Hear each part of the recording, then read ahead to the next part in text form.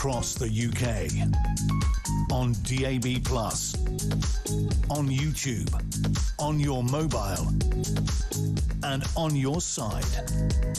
This is Talk.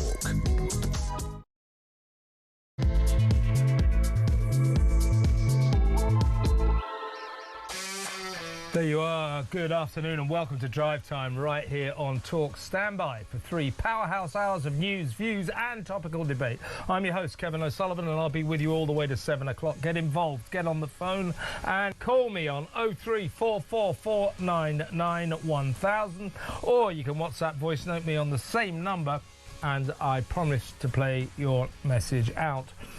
It is Tuesday, April the 14th. Here's what's coming up. This is one girl's story, but it is a story that should strike horror into the heart of the nation.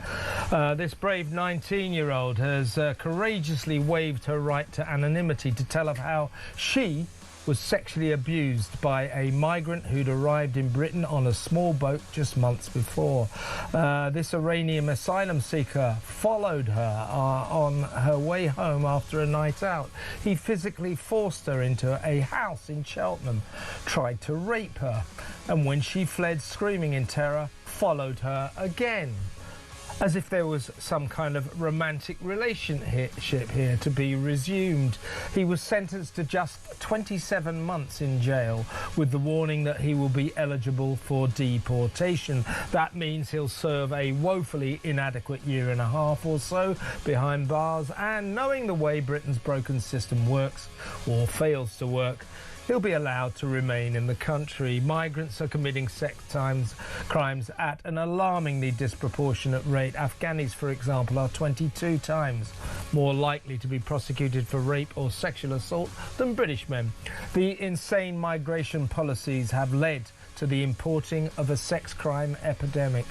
What should we do to stop mass immigration, putting women and children at risk? 03444991000. Also on today's action-packed show, a head teacher reveals she was silenced after being warned not to stereotype dancehall fiend Axel Rudakabana as, quote, a black boy with a knife.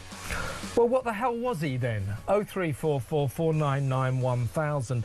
The staggering cost of deporting a single migrant under Starmer's stupid one-in, one-out scheme, £48,800. One plane with 32 rejects on board set taxpayers back an eye-watering £1.5 million. For what? 03444991000. The big question in America. Has Donald Trump been possessed by a three-headed goat demon? What else could explain the president's bizarre behaviour? 03444991000. Labour grandee and former NATO chief Lord Robertson slams Starmer for splurging on welfare and dangerously scrimping on defence. And finally, Harry and Meghan commence their strange pretend royal tour down under, visiting kids in hospital, sick kids in hospital, cooking meals at refuge centres, all that normal royal visit jazz. As bemused Australians ask what on earth these two private citizens are playing at, and why are they paying tax to cover the police protection of this couple? What's going on? What is that all about? How bizarre, how strange. When I go on holiday with my wife, we don't visit sick kids in hospital. We don't do photo ops at refuge centre. Why are these two doing it? Absolutely mad. We'll talk about that with Kinsey Schofield at the end of the show. All that and so much more. So don't go anywhere. Stick with me right here, right now on Talk, the home of free speech and common sense. Let's spend Tuesday afternoon together. Now, I mentioned this extraordinary story, and Oluwia Zavaslak has waived her right to anonymity. She's 19 years old, and she's going to tell...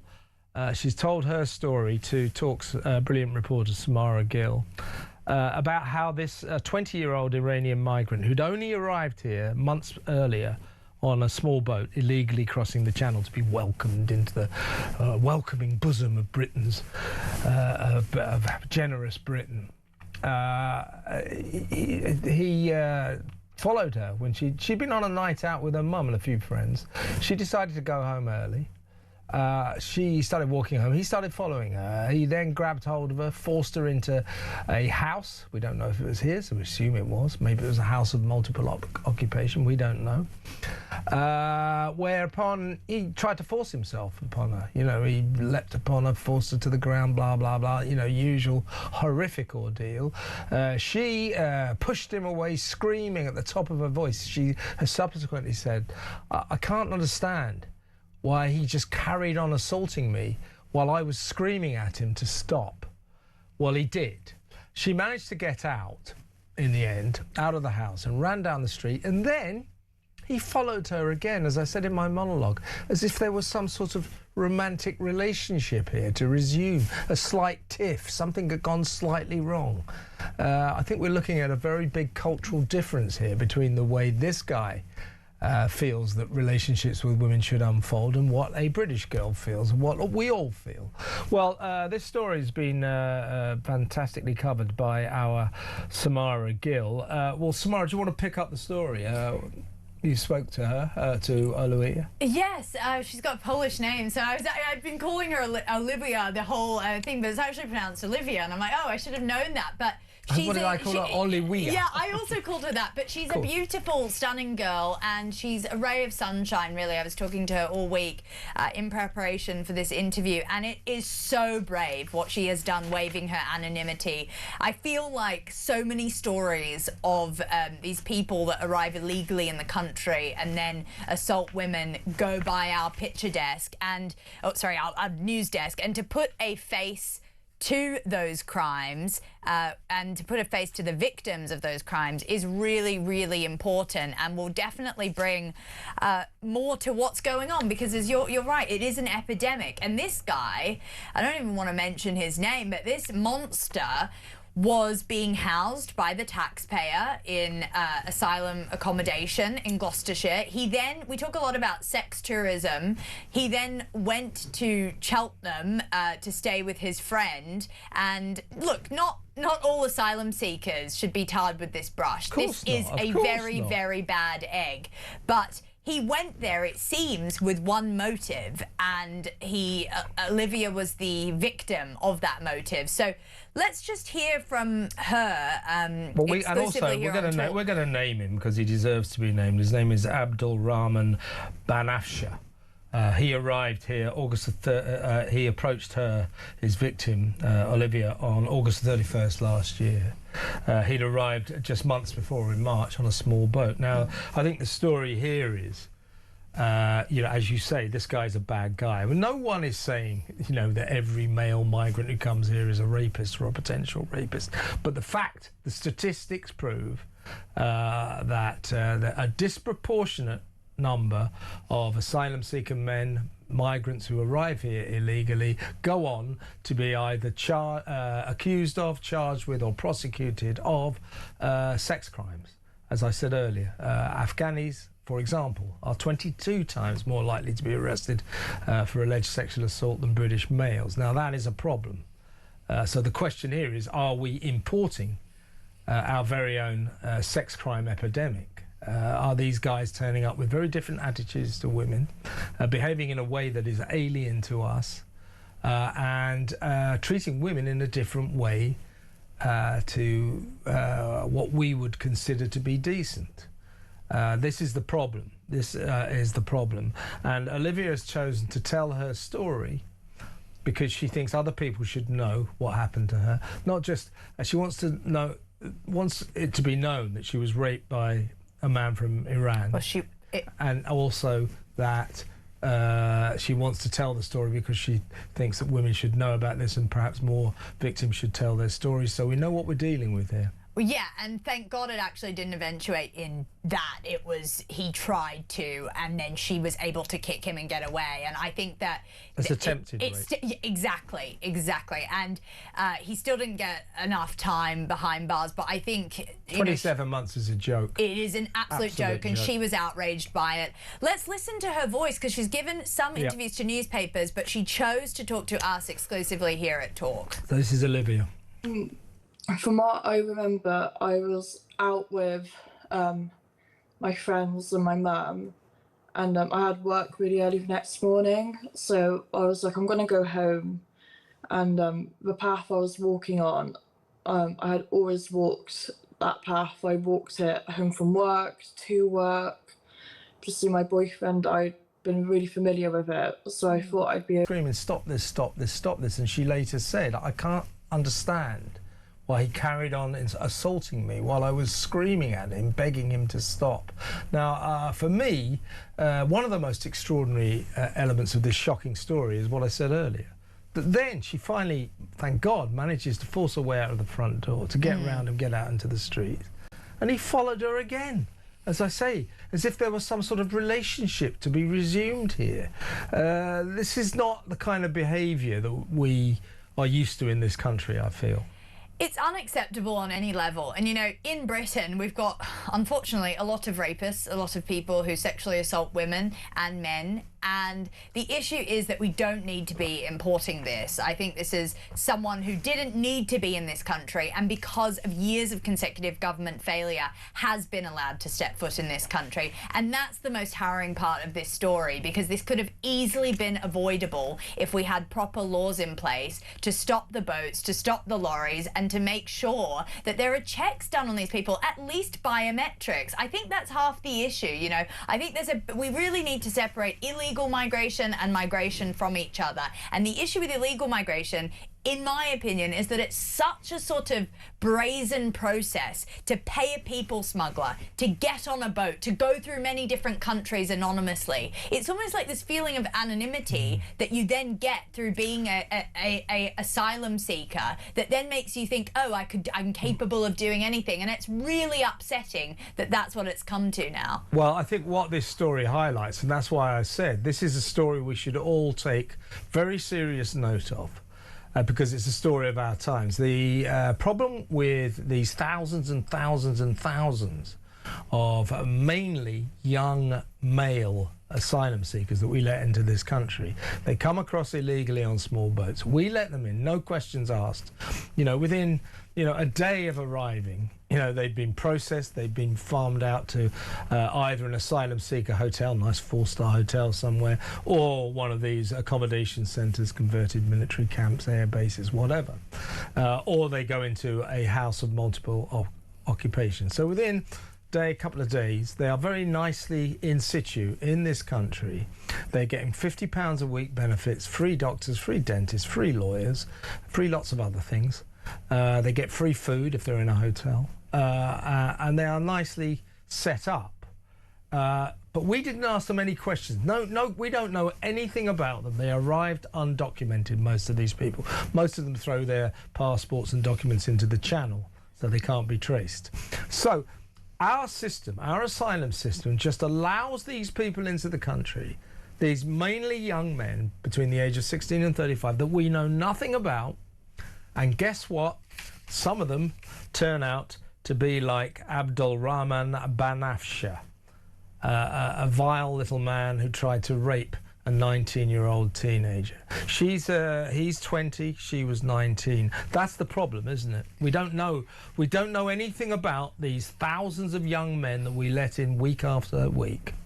Exactly, but what we do know is that Iran is a hostile regime, and I've spent a lot of time, I mean, this was an Iranian asylum seeker, and I've got a lot of time for Iranian asylum seekers because they are actually fleeing from a horrible environment. But this guy, if you think about the way that women are represented, this guy lived under the Ayatollah, assuming that he came across last year.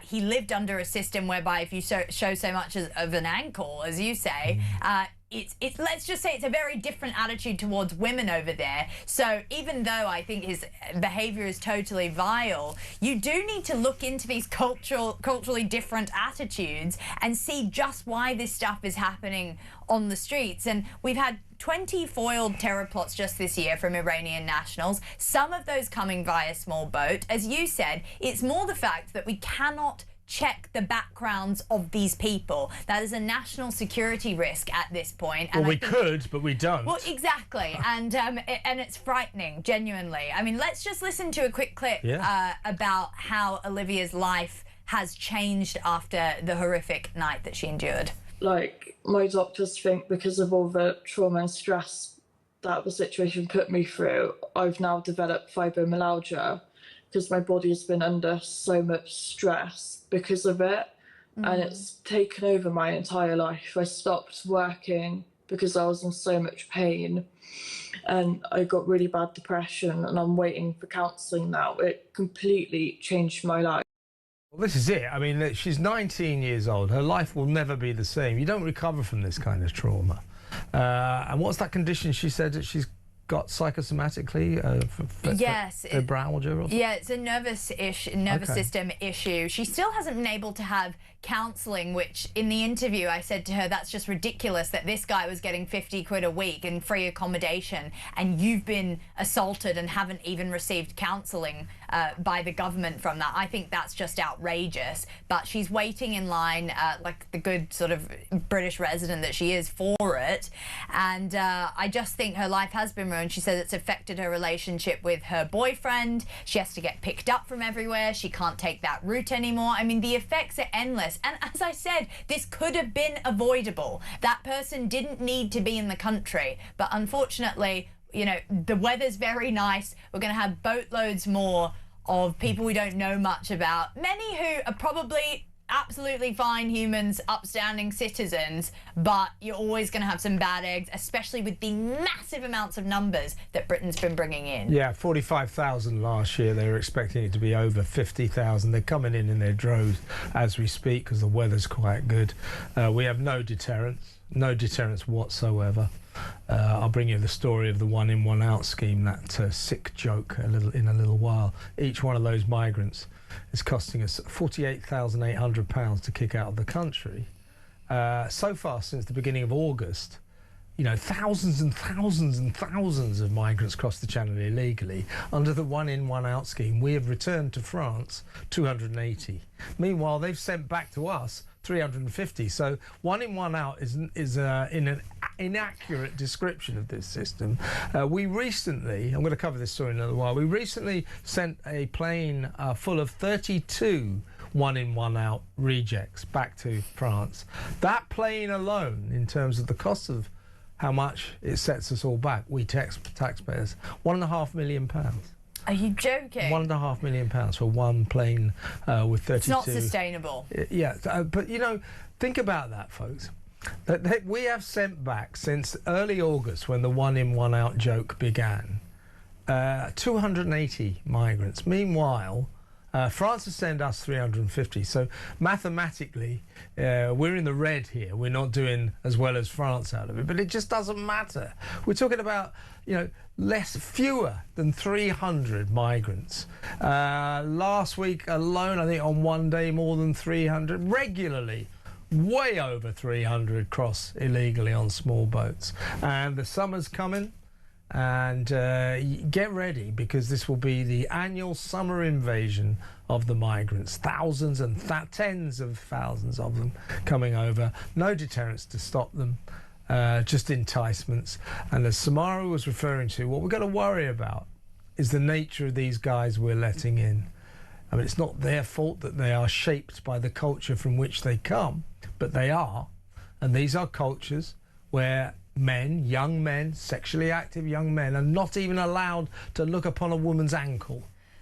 You imagine it. So they've never really seen a woman properly. They get here, women quite rightly are allowed to dress exactly how they want to, and that is a dangerous cocktail for some of them, right? It is, and I think it's not even cultural sometimes. I think it's also economic. You know, when you allow the illegal migrants into the country, it's very different from the legal migrants who are there because they've invested a lot of money to come to this country, a lot of them, or are highly skilled in an ideal way. Some of them. But I do think you invite a very interesting level of migration when the person who's facilitating that deal for the person to come into the country is a gang-ridden human trafficker. And that's when you start to see the most desperate people try and get into this country, and you start to have issues. So you think, folks, let me know, 03444991000. We're going to start checking these guys. You know, if they turn up, if they've thrown their passports and their documents into the channel, they can't come into the country. We've got to know about them. Because we're letting in people like this Banafsha guy, you know, who's frankly, you know, a wannabe rapist. We didn't know anything about him, you know. And a last word to the brave Olivia, who, and this is a story to really take note of as well. She wasn't going to report this, like a lot of women who go through this kind of ordeal. She said, if I didn't have all these people around me telling me to report it, I would not have done so.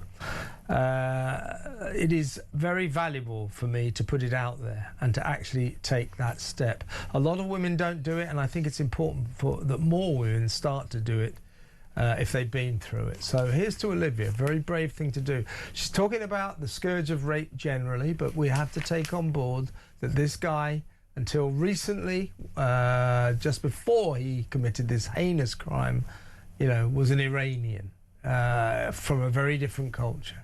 He came here and behaved in a way that we find unacceptable in this country. Therein lies our problem, a kind of cultural divide. Let me know what you think. Thank you to Samara Gill. Excellent report. Our admiration to Olivia. And let me know what you think, folks. 03444 991 when we come back, we're going to talk more about the Southport inquiry, a really shocking revelation from a head teacher there. We'll talk about that next. Stay tuned.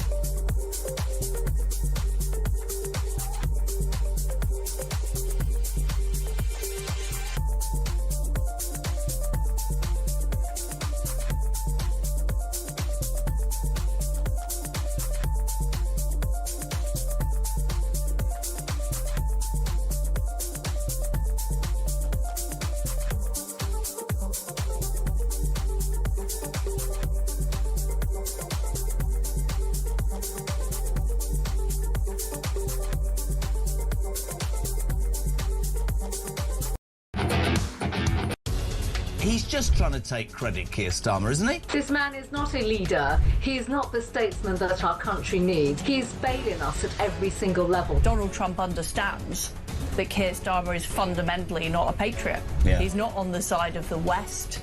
He's been appeasing the Iranians in order to shore up his vote in this country. In front of me is Waitrose, and I'm about to head in there.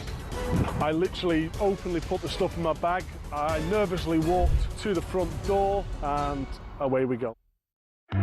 Across the UK, on DAB+, on YouTube, on your mobile, and on your side.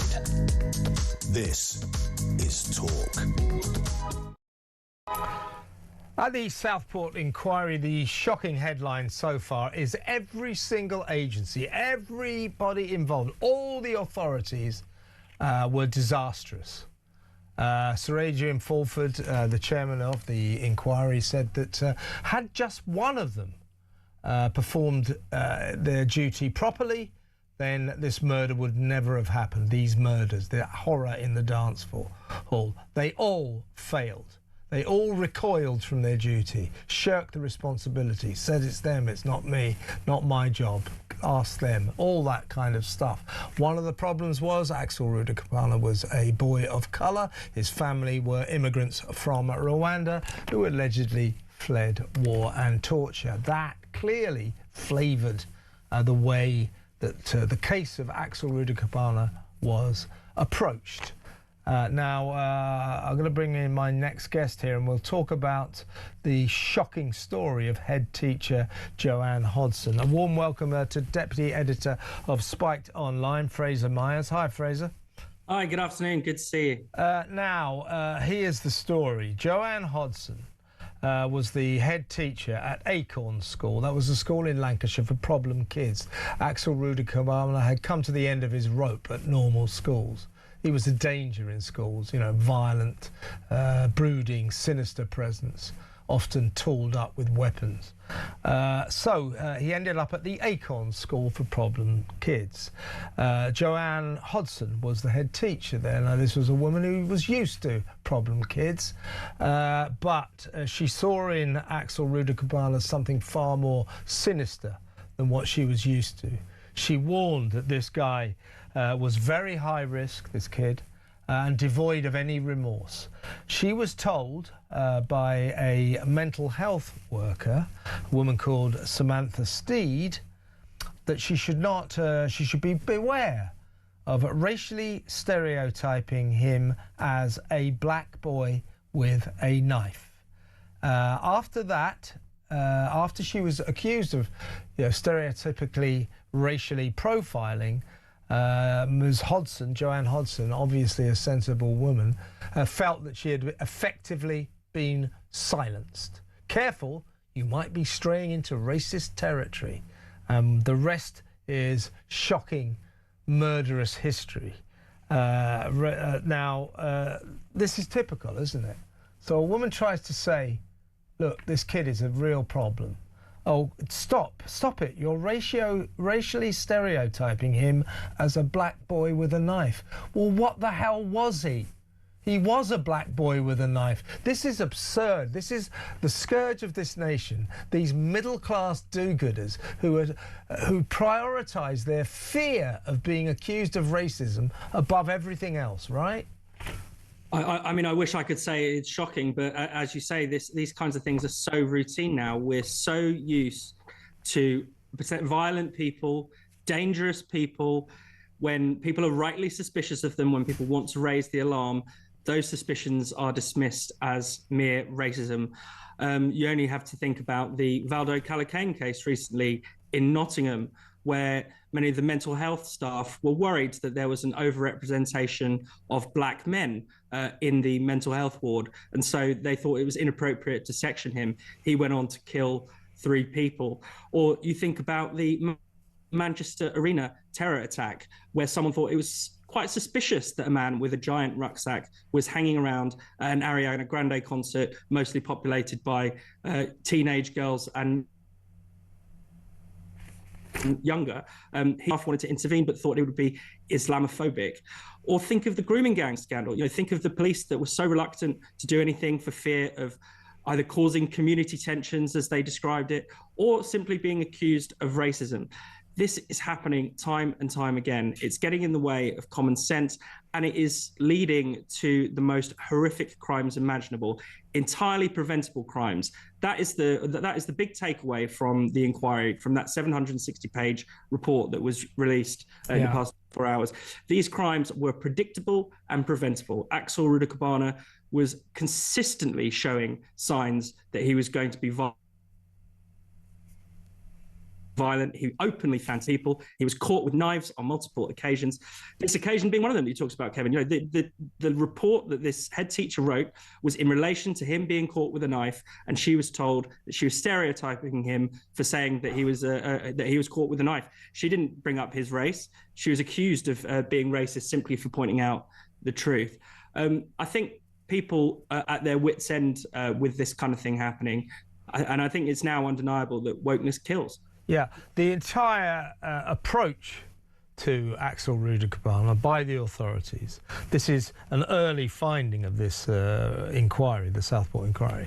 The entire approach to this kid, who was clearly, you know, sinister, dangerous, lacked remorse, plotted violence his whole life. We now know he had a manual from Al-Qaeda, a training manual from the Al-Qaeda terrorists, and enough ricin to kill thousands in his home.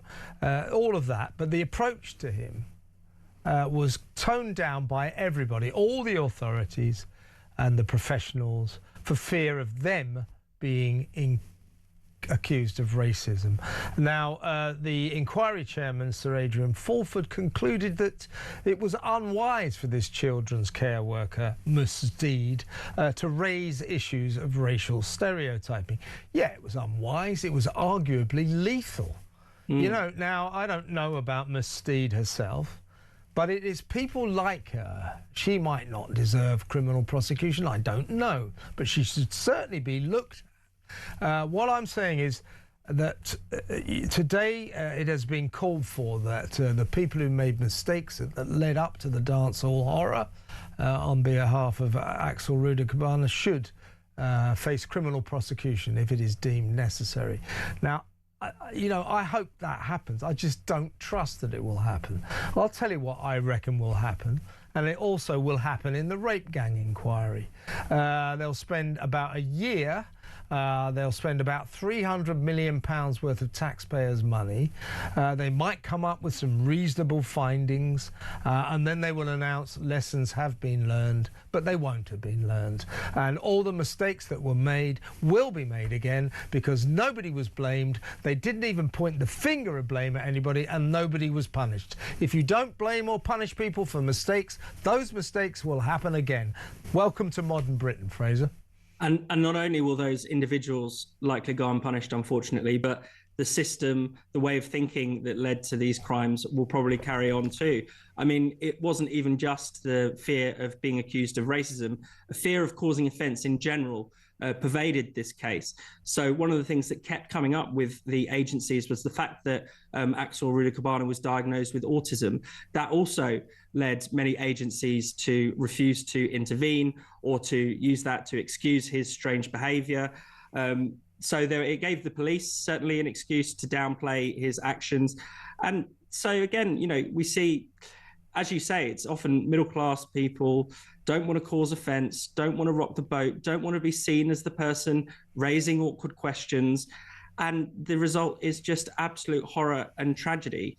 We need to really, really think about who is going to be held accountable, who is responsible as well. That was one of the things that came up, is that no one felt a sense of responsibility for Axel, for his behaviour. He would be passed around on what was described a merry-go-round of public agencies. So clearly that has to stop.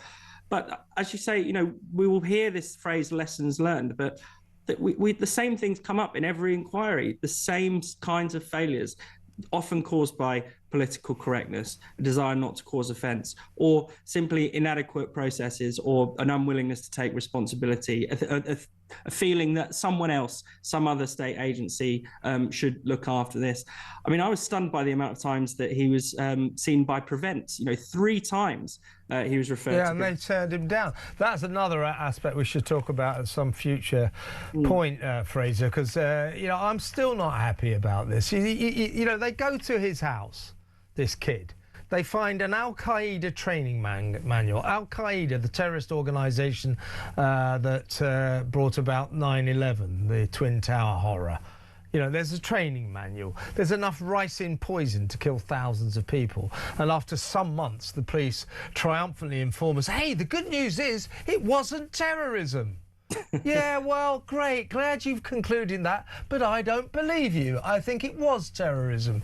We've got to stop deluding ourselves. We've got to confront reality about this, and we've got to stop being worried about we've got to stop prioritising. Middle-class people have got to stop prioritising whether or not they're accused of racism over the welfare of this country, to be honest with you. Fraser, good to talk to you. Come on again soon. Fraser Myers, Deputy Editor of Spiked Online there. Next up, we're going to deal with that story I was talking about earlier. The cost of a single migrant to get them back to France on the one-in, one-out scheme is an eye-watering £48,800. Isn't that special? Ridiculous, ridiculous. We'll talk about that next. Stay tuned.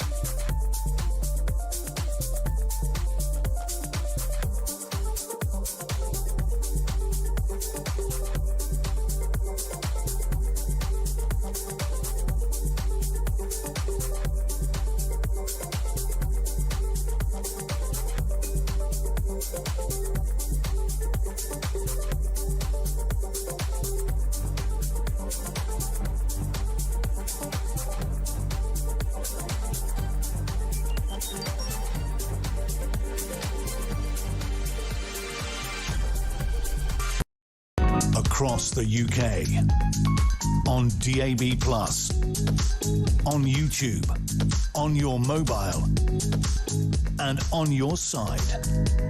This is Talk.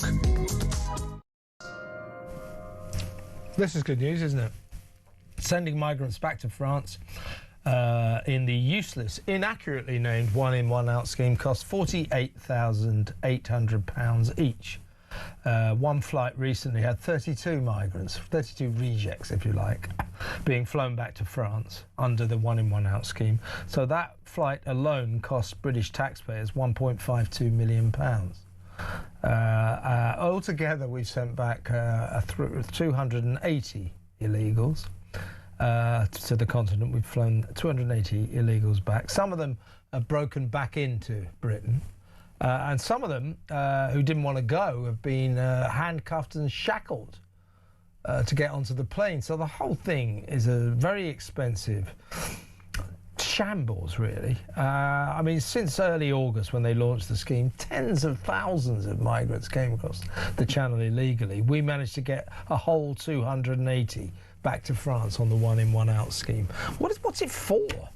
I mean, it's just not achieving anything. It's just there, costing us a fortune. Let's talk to the former head of UK Border Force, Tony Smith. Tony, welcome. Hi, Kevin. Here we go again. But the one in, one out scheme that you and I have talked about before, I mean, it always has been not much more than a sick joke. While tens of thousands of migrants are coming across the channel illegally in small boats, we're sending back handfuls, 280 since the early August. Meanwhile, just to prove that one in, one out is an inaccurate title and an inaccurate name, the French have sent back to us 350. So we're mathematically losing here. But £48,800 per migrant. One recent flight, we sent 32 migrants, rejects if you like, back to France. That flight alone cost British taxpayers 1.52 million quid. We should stop this because it is not achieving anything. It is not a deterrent. It is unclear what the hell it's supposed to be. All we do know is it is costing British taxpayers a fortune and achieving the square root of sod all. Yeah, so I think we need to go back to the original business case, which was announced by Yvette Cooper, I think it was some time ago, Kevin, which was that the objective of the one in, one out scheme was to create a deterrent. In other words, if we started to send some people back to France who came by a small boat, excluded them from our asylum system, then, less people would come. And we did have to pay a price for that by taking people from France to get them to agree with it. But that was the idea, that it would have a deterrent effect and that we would not be seeing now, some 8 months later, the sorts of numbers that we have been seeing. But clearly that business case doesn't stack up because we are not seeing the deterrent impact. And so therefore we are still incurring significant costs, both in terms of reception of asylum seekers, processing, etc. once they get here. But we're not seeing that payback of that sort of money, which is expensive actually to detain people and deport them on charter flights. It doesn't come cheap, but you need to do that really, really quickly. But the main objective of reducing intake hasn't really taken effect. We've seen a slight drop in the numbers so far this year in terms of boat arrivals, but nothing like the numbers that the government would want to see to make this a worthwhile venture. I would venture to suggest, Tony, that all those thousands of migrants who, as we speak, will be gathering, as they always do, on the northern French beaches, ready to take their turn into one of the small boats, which can be lethal, as we know. I would venture to suggest that not a single one of them is standing on the beach talking to their mates going, I'm a bit worried about this one in, one out scheme. You know, that's what's deterring me. That's the thing that has put some doubt into my mind. It is not crossing their minds at all. It is not achieving anything except great expense to the taxpayer. So, as I just alluded to, Tony, on January, a flight went back to France with 32 of these one in, one out migrants on board. The cost of that, what single flight to us taxpayers, was £1.52 million, and of these migrants who were flown back, 4 of them there were 32 altogether. 4 of them had to be forcibly detained using restraints, using handcuffs and leg irons. So there's something very unsavoury about that. I don't mind that kind of use of force if it's achieving anything, but I don't see why we're putting those poor people through that kind of ordeal for no reason at all. There is no reason for this one in, one out scheme. It is not achieving anything. It's ridiculous. Yeah, the level of restraint is determined by the risk assessment on each migrant, Kevin. So some of them do kick off quite badly. Safety of the aircraft is paramount. You do need escorts and sometimes restraints, and that has to be authorised. I think I authorised that quite a few times when I was there. So I can understand why they're doing that. But the point is, Kevin, that when they get back to France, nothing really happens. The French don't really do anything. They just release them in Paris back into the same bedsit they were probably in 3 or 4 days ago, and they chat to their mates and say, well, come on, let's go and have another go. So and they do. They've achieved that. Quite a few. Yeah, so what we're trying, I think what the government have tried to do is encourage the French to do their own enforcement. How about them deporting some of these people? They shouldn't be in the EU, they shouldn't be in France. They're probably failed asylum seekers, but they don't do that. Some of the money we were going to pay them, as we discussed before, Kevin, on the agreement we have with them, was to build a detention centre for them in Calais or near Calais, where they would detain, well, not just push them back, but detain them, interview them and deport them themselves rather than continue to allow them to come to the UK. Now, that has not paid off. So clearly, I think I expressed my frustrations last time we spoke about the French attitude to all of this, Kevin, but it's pretty clear to me, I think now, that the French really aren't particularly interested, at least political level, of doing just too much because politically, well, if you've got illegal migrants in France and they're opting to leave the country, albeit in dangerous circumstances, but why would they stop them from doing that? So it does come back to, although we've got to keep trying with the French, obviously they're the source, their country is the source of the problem. We have to look at what we're doing, Kevin, and what can we do when they get here, if they're going to get here. What can we do to stop them and introduce our own deterrent? Because I'm afraid the deterrent currently being offered by the French one-in, one-out scheme simply It's not a deterrent. It's not a deterrent. It's not working. The numbers are too small. Nobody even thinks about it. It's just costing us a fortune. Another dose of madness amid a kind of asylum situation. Really good to talk to you, Tony, as always. Thank you so much for your time. Tony Smith, former head of the UK Border Force. What do you think about all that? 48,800 per migrant, 350 we've sent back so far. No, we sent 280 back, 32 in January, 1.52 million pounds for one. What for? What on earth is all this cost for? What's it for? Nothing. It's not achieving anything. It's not a deterrent. It's ridiculous. It's a joke. 0344 499 1000. Next up, big announcement. Is Donald Trump, has he been possessed by a three-headed goat demon? I reckon he has. 0344 499 1000. We'll talk about that next.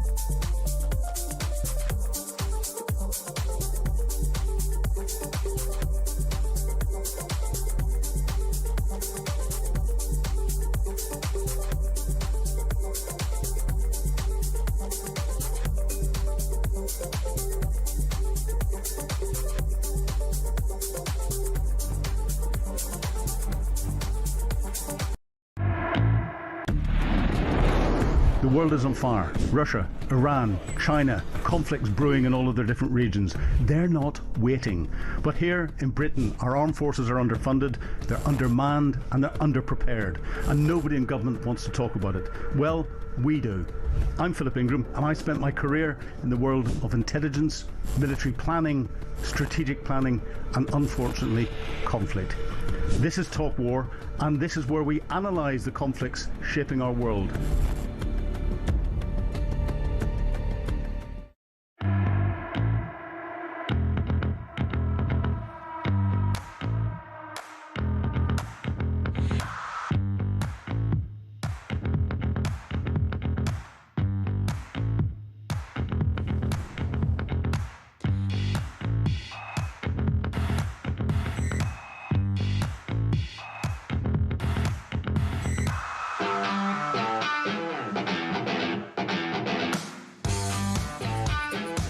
Across the UK, on DAB+, on YouTube, on your mobile, and on your side.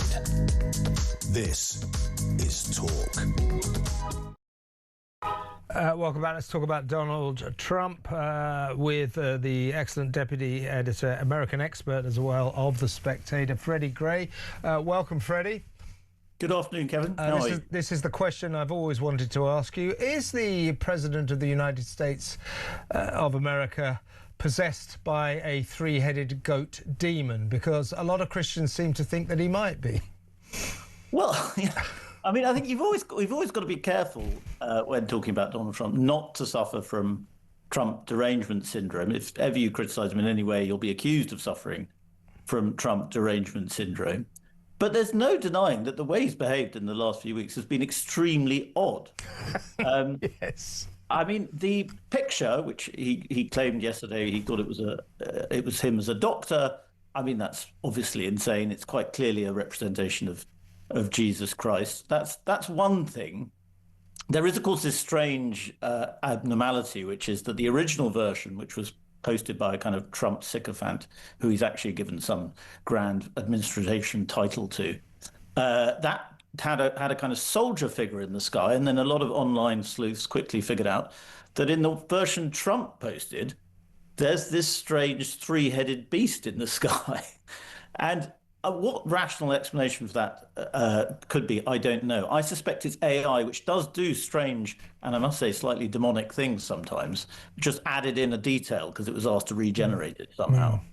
But there's that, and then there's other things. It's not just the attack on the Pope. You know, presidents have criticised popes in the past. Donald Trump criticised Pope Francis in the past, called him disgraceful. But the attack that he sent just was so odd, and it sounded like one of his attacks on a Democratic politician. It was using the same phrasing and so on. He just seems to be behaving in a, even by Trump standards, a very odd way. I'm just going to put up the picture that he posted, an AI image of himself clearly as Jesus Christ. And we'll also play his excuse, saying that it wasn't supposed to be Jesus Christ, that he's actually shocked that people didn't realise he was supposed to be a doctor. So here is Donald Trump. There's the picture. all doctors look like this. You know, it's a doctor with a strange shining orb in his hand. Yeah. But here's Donald Trump denying that this was ever supposed to be him as Jesus Christ. Well, it wasn't depicted. It was me. I did post it, and I thought it was me as a doctor, and it had to do with Red Cross as a Red Cross worker there, which we support. And only the fake news could come up with that one. So I just heard about it, and I said, how did they come up with that? It's supposed to be me as a doctor making people better, and I do make people better. I make people a lot better. Trouble is, Freddie, when he comes up, we're used to his eccentricities. He's an unusual man. He's an unusual president. But when he comes up with that kind of claptrap, even, you know, sort of MAGA obsessives are going to go, shut up, you lunatic. Of course that's Jesus Christ. Who does he think he's kidding? Is this his way out of this problem? It's not a very good way. It's extremely odd. I mean, like, as with everything with Trump, it is extremely funny. And, you know, I'm a practicing Catholic. You're right. We're not sort of Islamists. We don't get greatly offended by images of Christ. Obviously, it's not a great thing for a president to do, to kind of compare himself visually to our Lord and Savior. But it's just funny that he seems to really believe that people aren't going to think that is a representation of Christ. And he did it. I mean, he did an image of himself as the Pope just after he went to the Pope's funeral, which again he was obviously trying to, it was a meme that he might be the next Pope, and he was just replicating that meme. And then some people got offended by it, and he, rather than owning up to it, he said, even though it was on his True Social account, he said, no, that was nothing to do with me. Maybe AI did it. Yeah, it might be AI. I think the White House should try and stop the president playing with AI. He's obviously intrigued by it. Now, in the real world, back in the real world, I think, the first rule of politics is you don't fight with the Pope. The Pope's got 1.2 billion followers around the world, a fair few million of whom are American voters. And furthermore, you don't fight with Jesus Christ. You don't start mocking the image of Jesus Christ. So he's breaking two fundamental political rules there, which will cost him in the midterms, 100%. But back in the real world, what are your thoughts, briefly, Freddie, on the American blockade of the Strait of Hormuz, which has resulted today in 2 Chinese ships basically saying to Donald Trump, hey, we're breaking your blockade. What the hell are you going to do about it? Absolutely nothing, right? He's been humiliated here. It does look that way. It's odd that people presented the idea of blockading the Strait of Hormuz on the American side as though it was this brilliantly novel conceit that no one had ever thought of in hundreds of years of military planning and thinking, that no one had ever thought you could counteract somebody blocking a strait by blocking it yourself. It does have a certain kind of circular logic. If America were to enforce it, then yes, the Chinese and European powers would have to get more involved in helping him reopen the strait. But as we're already seeing, I don't think people are taking him seriously now. I think most world powers and most foreign leaders have realized that Trump has got himself into a terrible mess here. And they're not really respecting what America is doing in regards to this situation, which again makes it become a dangerous situation again. Thank God, the markets are looking better at the moment. Things are looking a little bit more as though some kind of sustainable ceasefire might be achievable. But the ultimate problem is America's not backing down, neither's Iran, and the situation is intractable. As I always said, when he said, what we're going to do is blockade the strait, and if any boat comes through, sponsored by Iran, backed by Iran, we will destroy that ship. And my question was, I said, what happens when a Chinese oil tanker goes through the Strait of Hormuz? Well, as I predicted, 2 have gone through today and nothing has happened. So once again, we're in a very strange situation. Who knows what tomorrow might bring, Freddie. Good to talk to you about three-headed demons. I'm sure we'll never talk about that sort of thing again. Great to have you on the show, Freddie. Thank you so much. Freddie Gray there, Deputy Editor, American expert on The Spectator. When we come back, we're going to go through some of the big stories of the day with Philip Kisley, so stick around for that. Much still to come.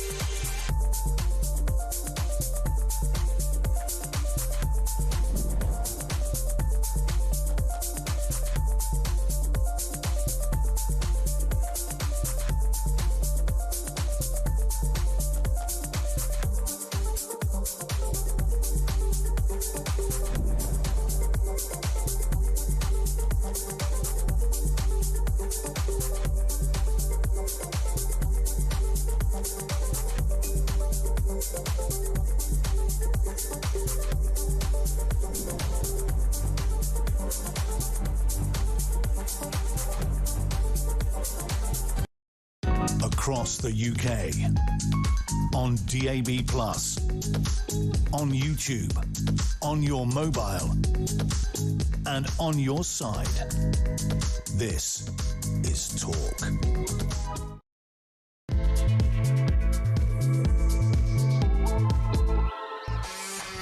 Welcome back. I've been talking to my top team, and we have all agreed that we've not been giving you, the fantastic audience, enough of the airwaves. I want to get more phone calls in. We're getting lots of phone calls, but I've been remiss. I haven't been putting enough on. So we've got loads of space for calls today.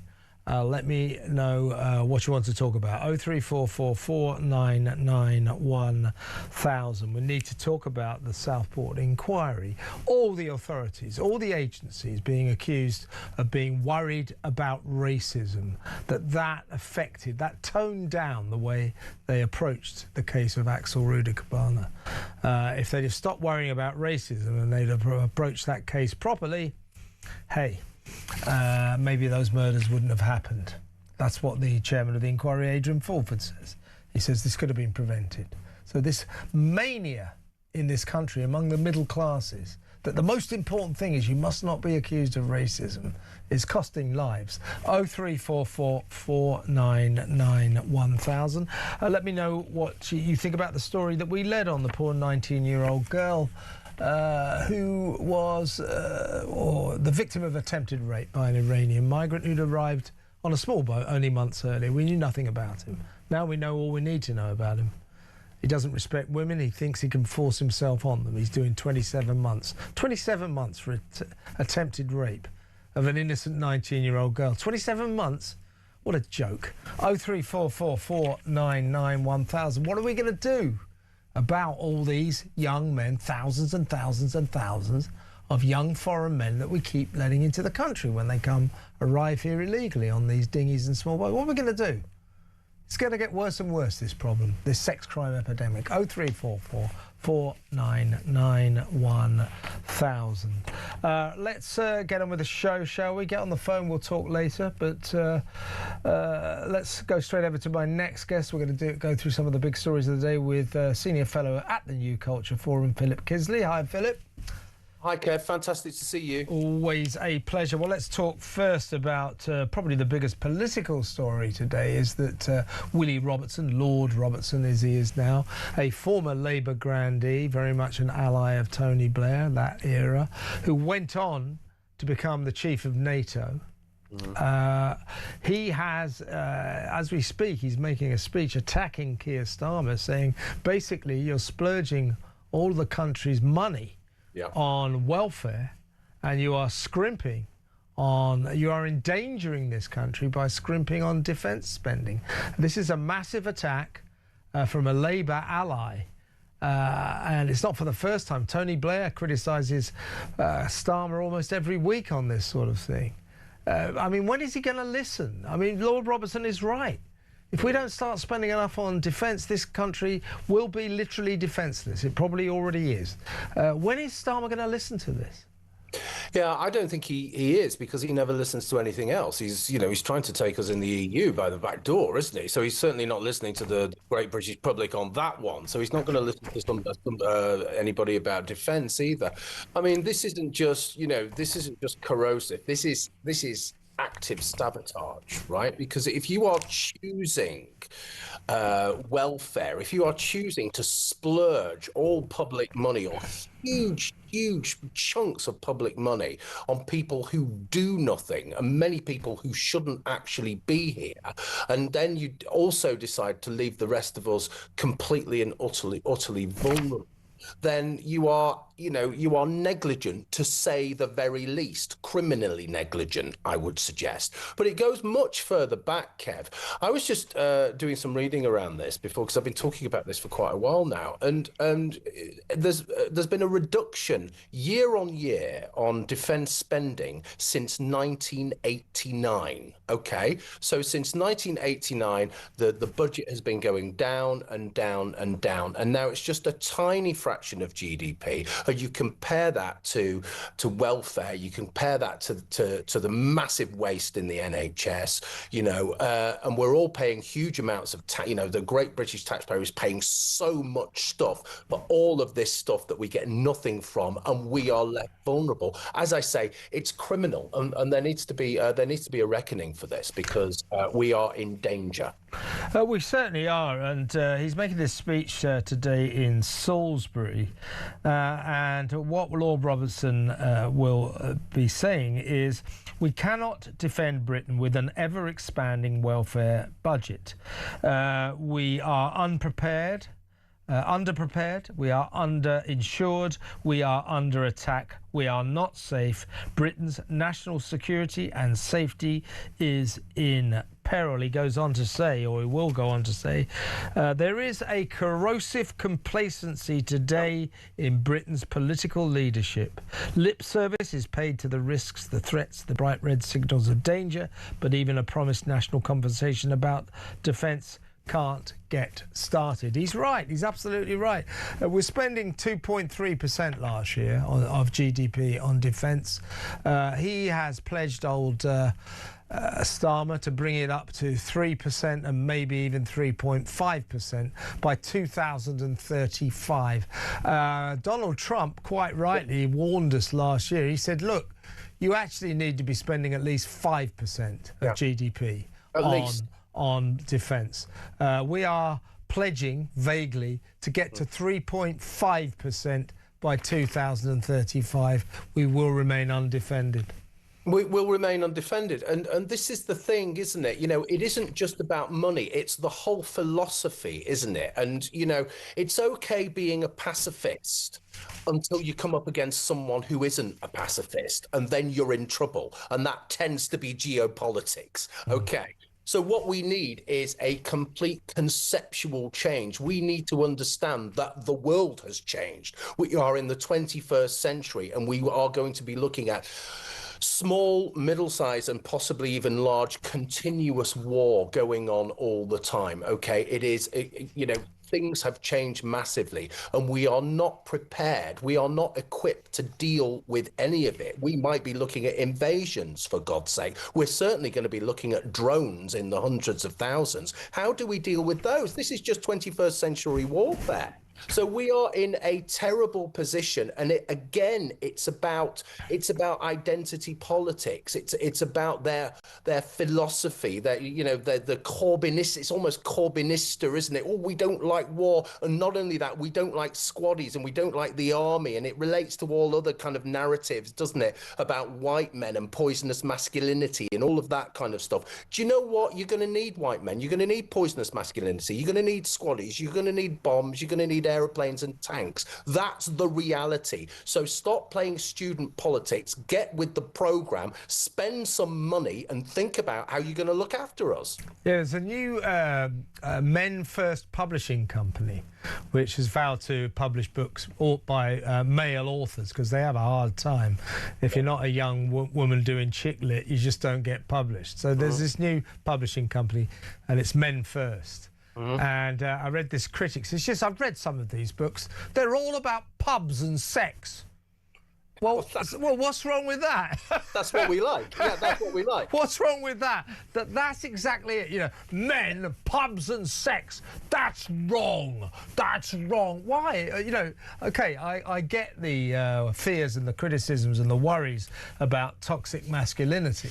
But the problem with toxic masculinity as an issue, it has come to infect everyone's opinion about masculinity. Yeah. All masculinity now seems to be toxic. All these authors, they're writing about pubs and sex. Good. I must read these books. They sound good. What's wrong with that? Well, listen, when you've read the books, pass them over to me, because I want to read them as well. I like pubs and I like sex. Okay. Exactly so right.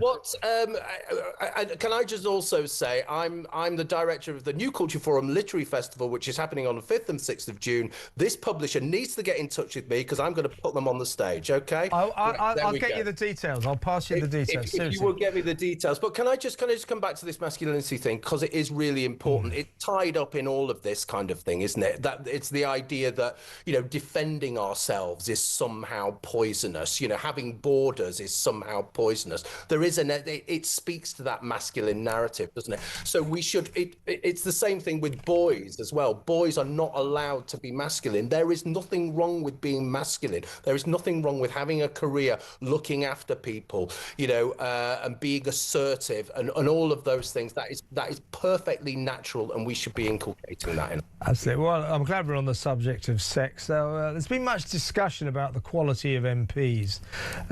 What are our representatives in Parliament like?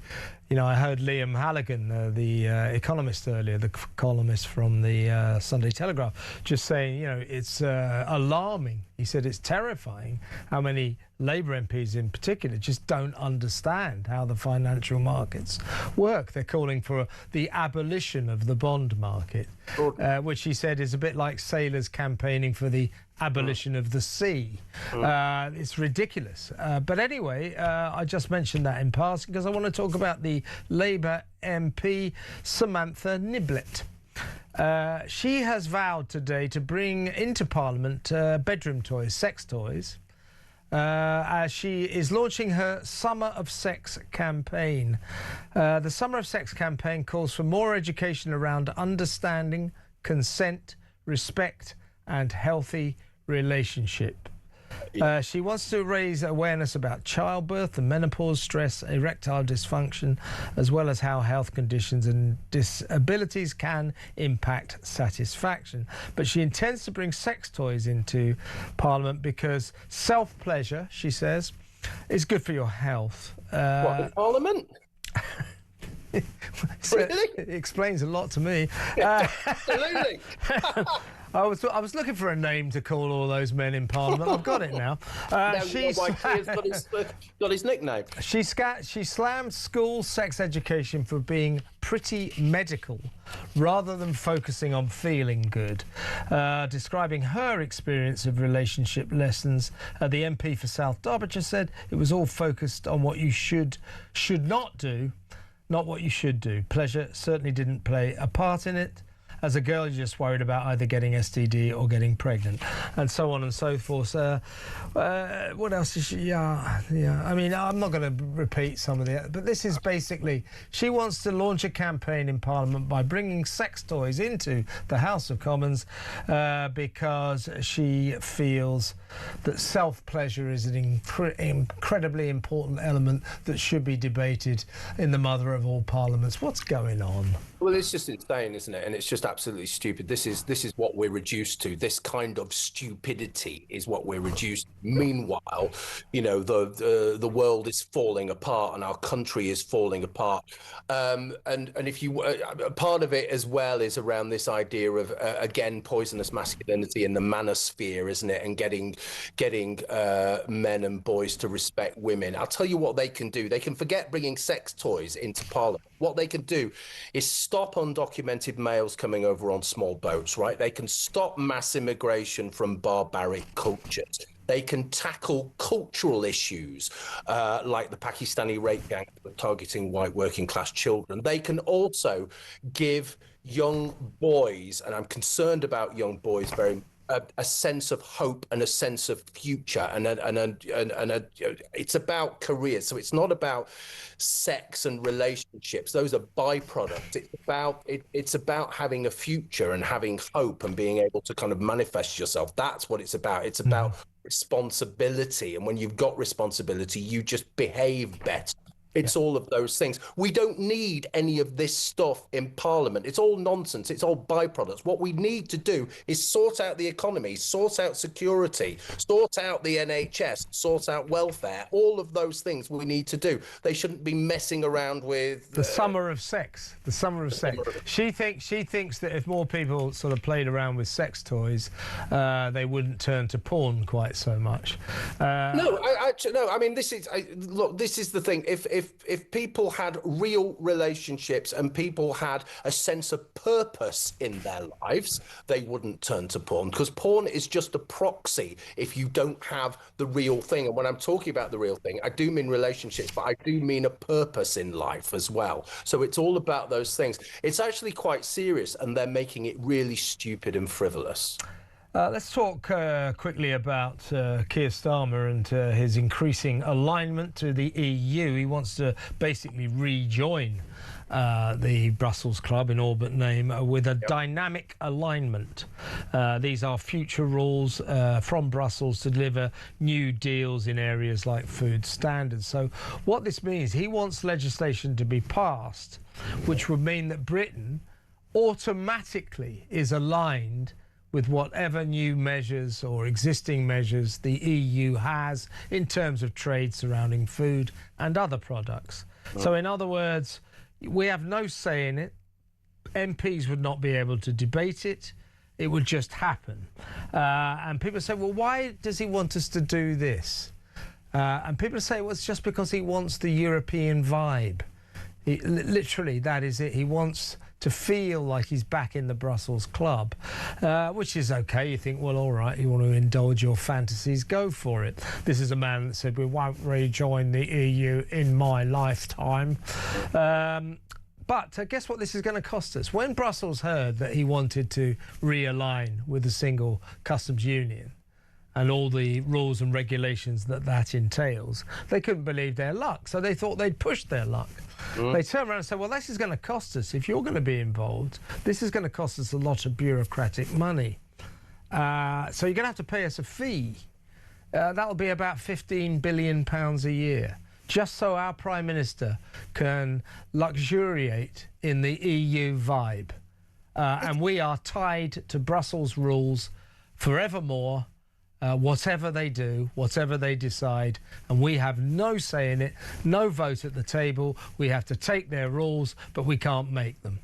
It's the worst of all possible worlds. It's sending out a signal to the rest of the world that you are not only stupid, you are there to be taken.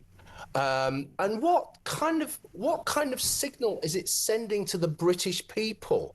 You know, I voted to leave the EU for one very simple reason, that I wanted the keys to my own front door and I wanted to be away from that overarching power. Now, not only are we back in the tent there and at their mercy, we have no say whatsoever. It's the worst possible world. And how are people supposed to react to this? How's society and culture supposed to react to this? How are we supposed to hold our heads up high when we're just being used by the EU? This is pushing, fast-tracking laws, isn't it, to be in line with EU standards? I don't want to be in line with EU standards. I want my own laws. We want our own standards. That was the whole point of leaving. And now he's taking us back undemocratically through the back door, and it's going to have catastrophic consequences not only on our own society but on how we're viewed by the rest of the world. People will just feel as though we're there, we're ready to be taken for a ride, we're easy and we're stupid. It really is depressing, Kev. Yeah, the best that Starmer can say, or the government says, that MPs and peers will, quotes, retain a role in scrutinising new rules adopted under the plan. No, they won't. Their role will be, here's the new rules, see if you can understand them, assimilate them, because that's it. This will mean that any slight change, any changes they make, any new rules, regulations they bring in Brussels, we are automatically, dynamically aligned to, and in return for that, we get the advantages, the alleged advantages of the customs union trading system. So we go into that. We get told what to do. We get these rules and regulations imposed on them. We're not allowed to debate them or challenge them, and it costs us £15 billion a year. Keir Starmer needs his head tested. He really does. It's a betrayal. It's a betrayal of the British people. And not only is it a betrayal, it's an expensive betrayal. It's ridiculous.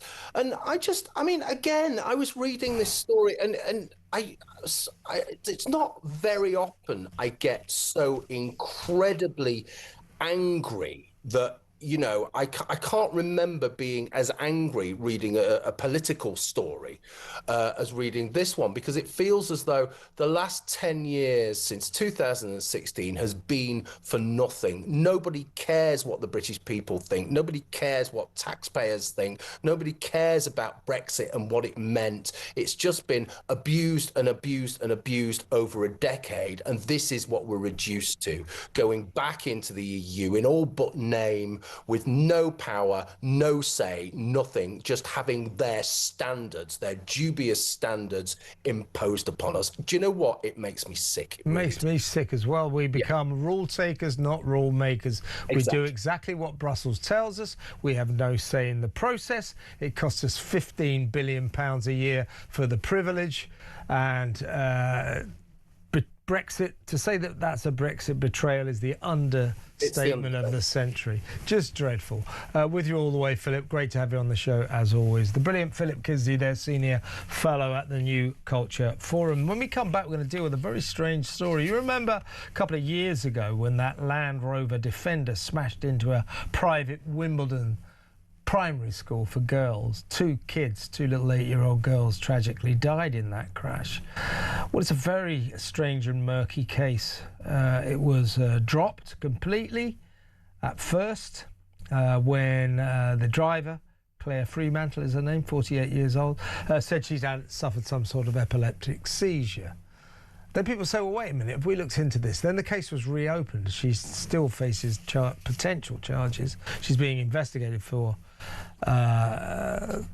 potential dangerous driving and causing death by dangerous driving. She's being investigated for that. Meanwhile, a police investigation into the handling of this case, we learned today, involves 11 Met Police coppers being probed for racism in their handling of the Wimbledon Prep School car crash. We need to talk about this, and we will talk about this next. Stay tuned.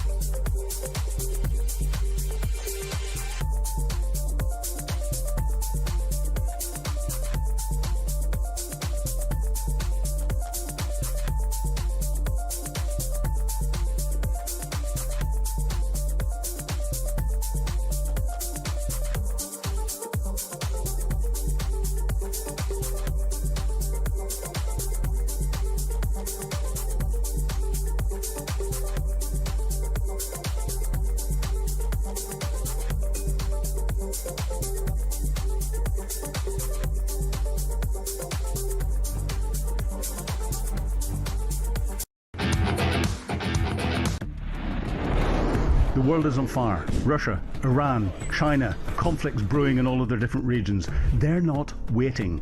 But here in Britain, our armed forces are underfunded, they're undermanned, and they're underprepared. And nobody in government wants to talk about it. Well, we do. I'm Philip Ingram, and I spent my career in the world of intelligence, military planning, strategic planning, and unfortunately, conflict. This is Talk War, and this is where we analyse the conflicts shaping our world.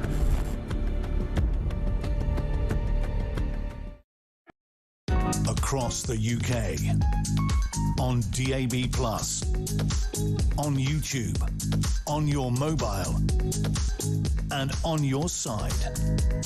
This is Talk.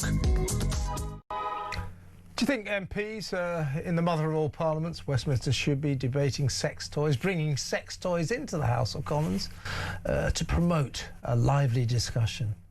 Good, isn't it? One Labour MP thinks that sex toys are the secret to getting people to break their addiction to porn. Anyway, that's going to be discussed in Parliament. You're going to bring sex toys into the House of Commons. Is that a good idea? 0344 499 1000.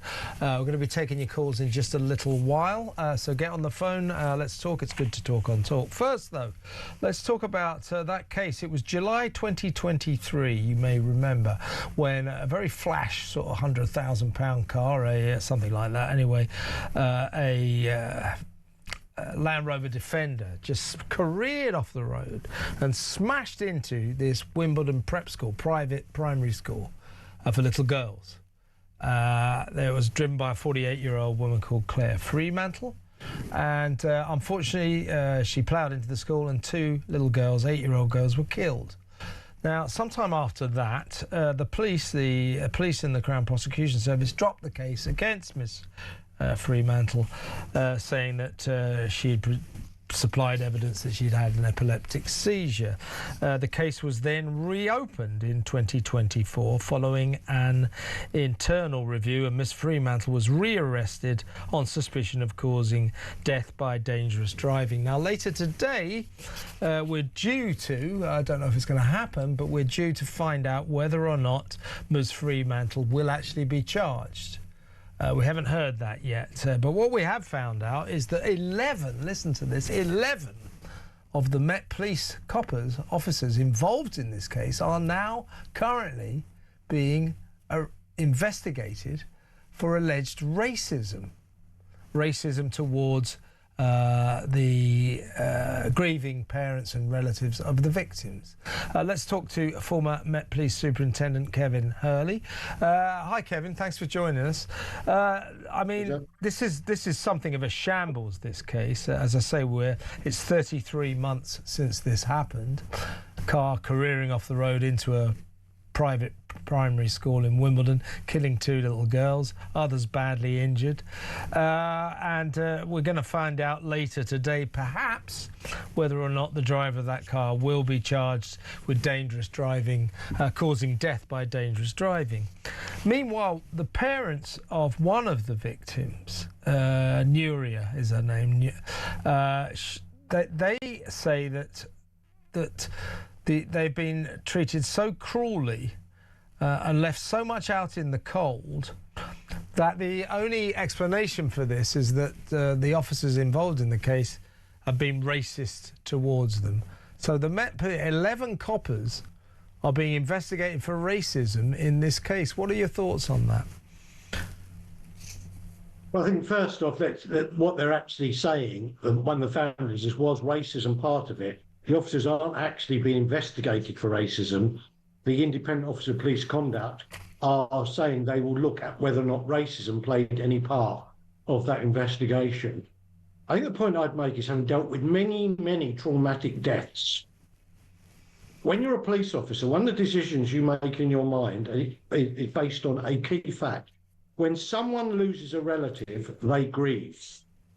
Understandably, in this case, terrible, two little girls dead.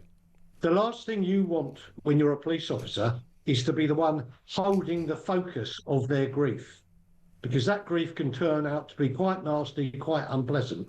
And it would seem to me, just as an outside observer on this, understandably, the grief and disappointment at the way in which this was initially handled has spawned now this current set of allegations. Yeah, it's a difficult case. It's a difficult case, Kevin, because a road death does not necessarily receive the same amount of investigation that you would normally place on a murder. That's the bottom line on it.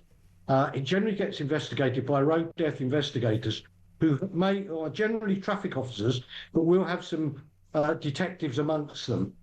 And the problem you've got in the police generally, and in the Metropolitan Police in particular, is there's been a real reduction in experience, knowledge, frankly, skills of the detective workforce across the Met as a direct result of the actions of Theresa May when she started to slash and burn the police up until quite recently before Labour got into power.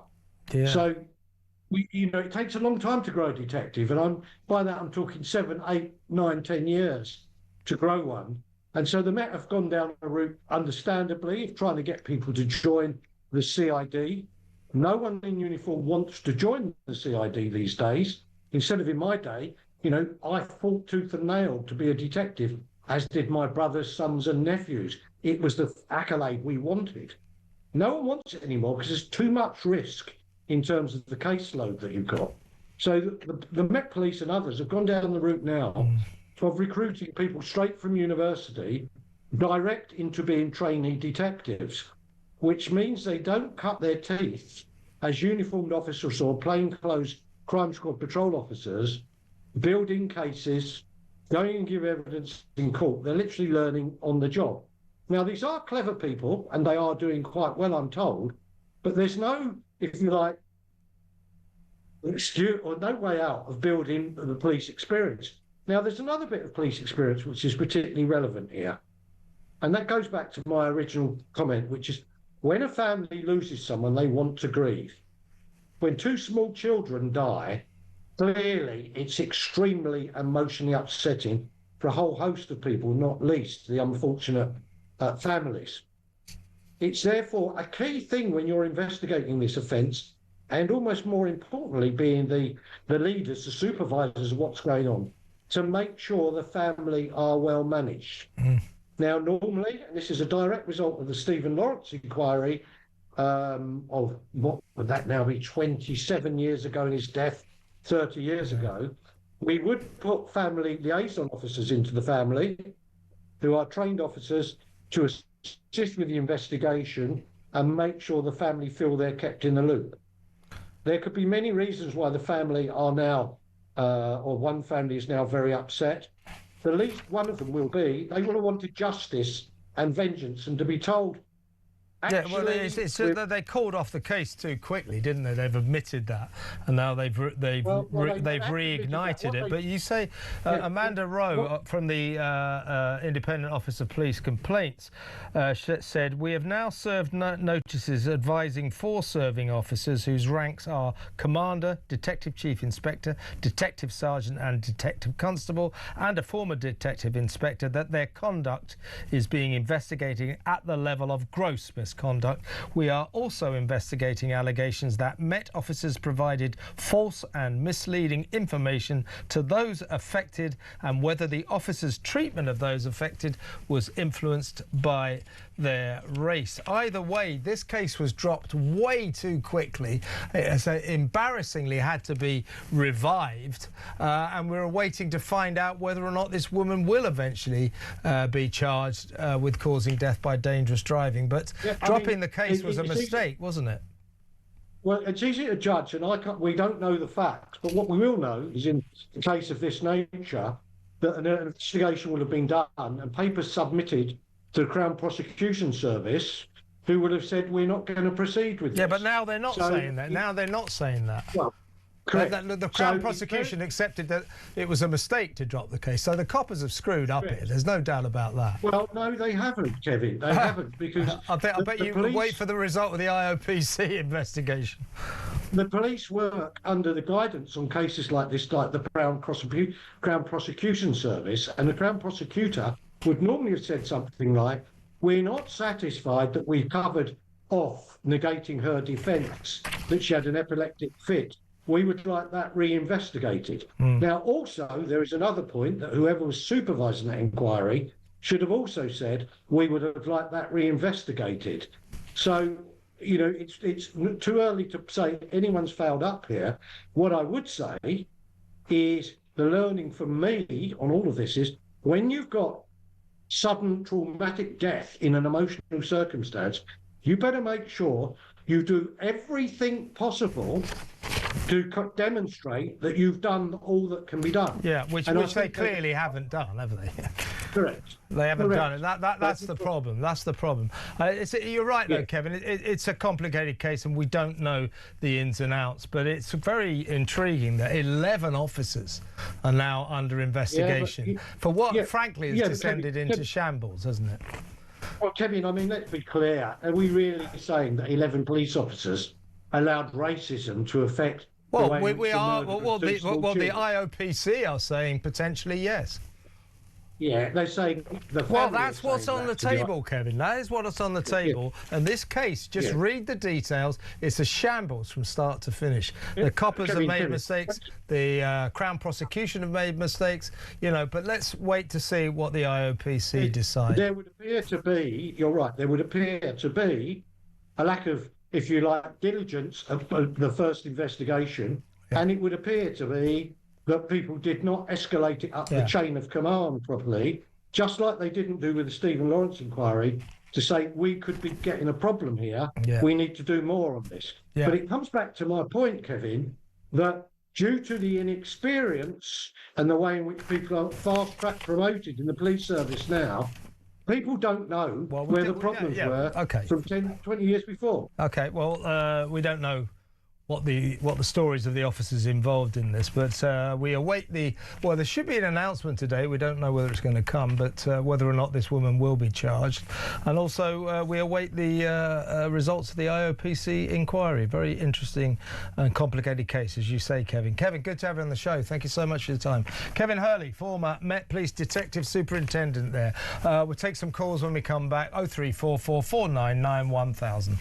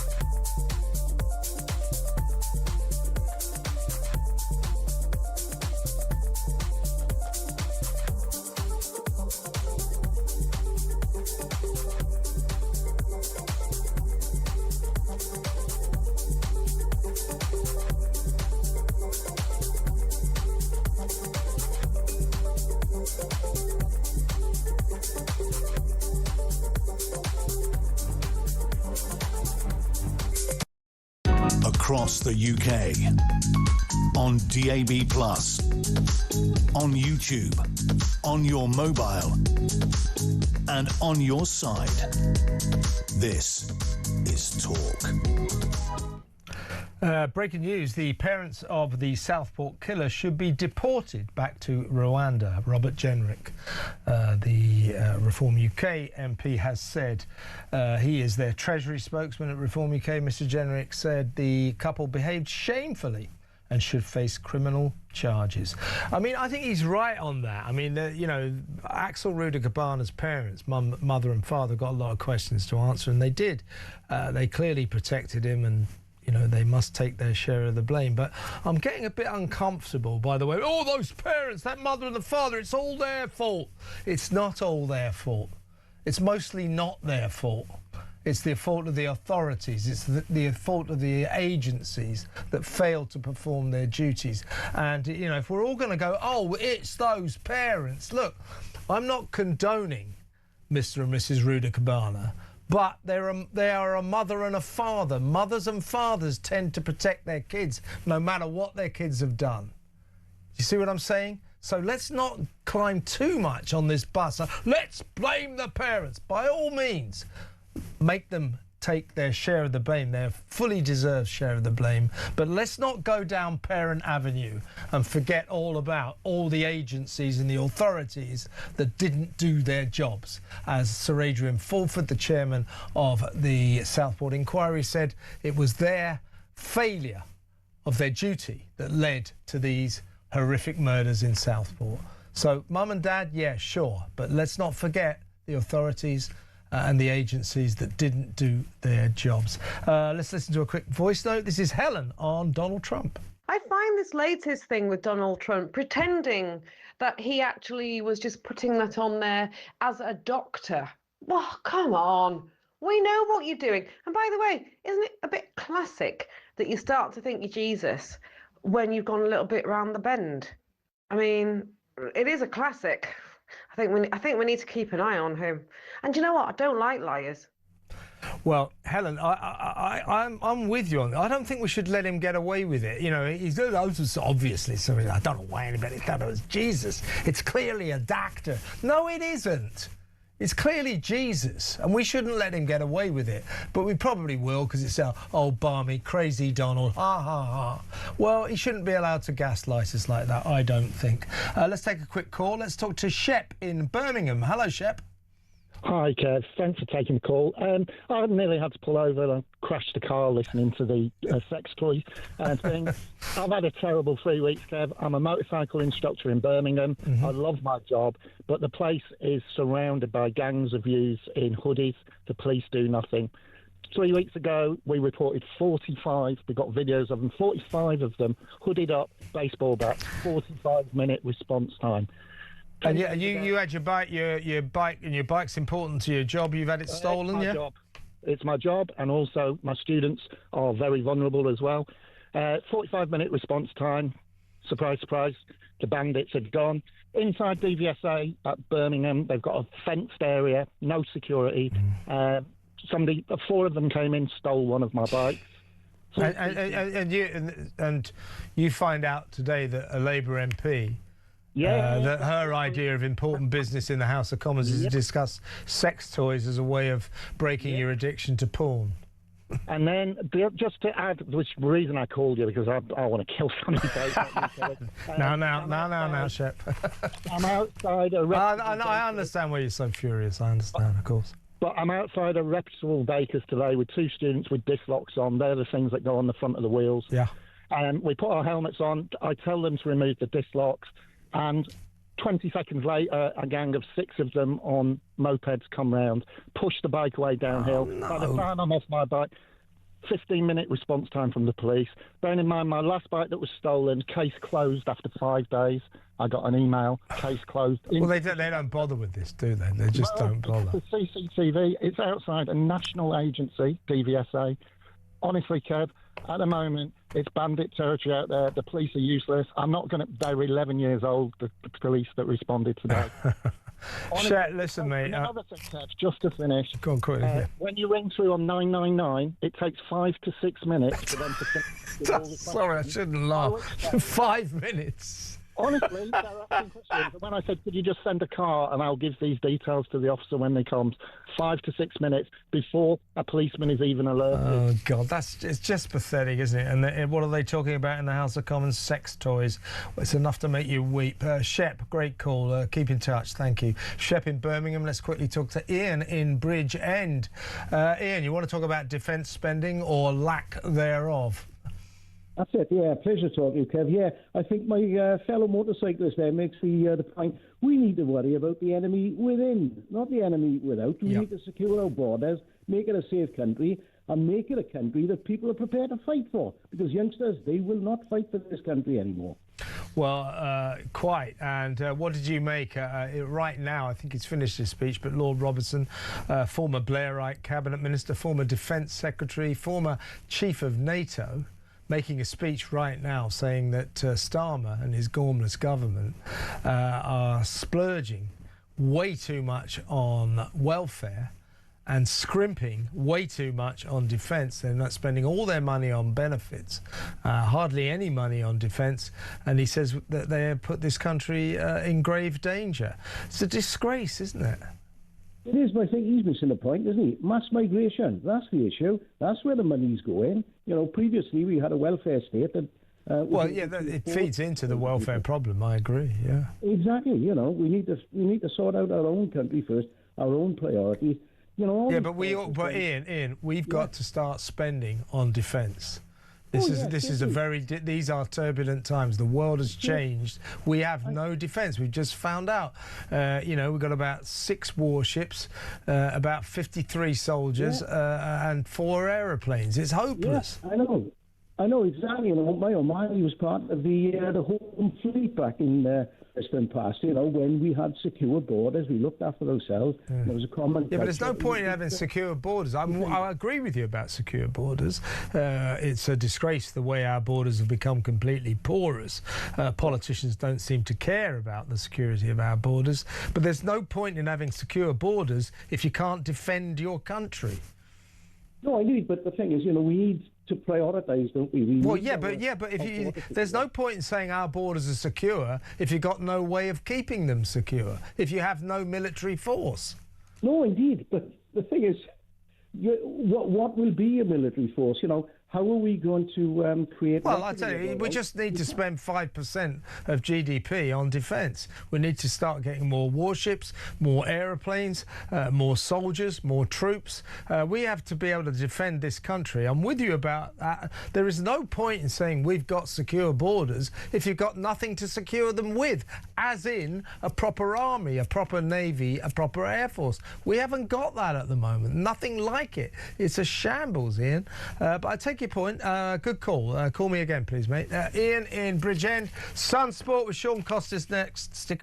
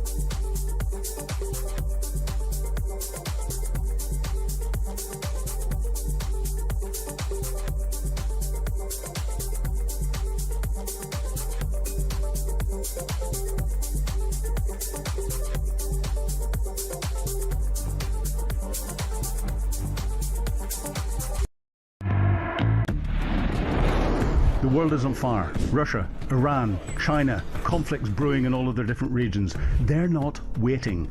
But here in Britain, our armed forces are underfunded, they're undermanned, and they're underprepared. And nobody in government wants to talk about it. Well, we do. I'm Philip Ingram, and I spent my career in the world of intelligence, military planning, strategic planning, and unfortunately, conflict.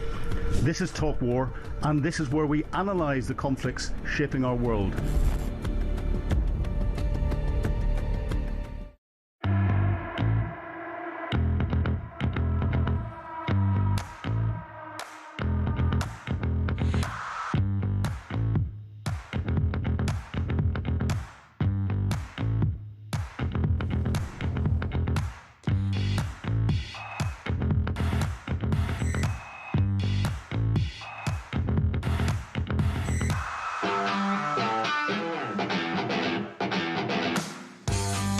Across the UK, on DAB+, on YouTube, on your mobile, and on your side.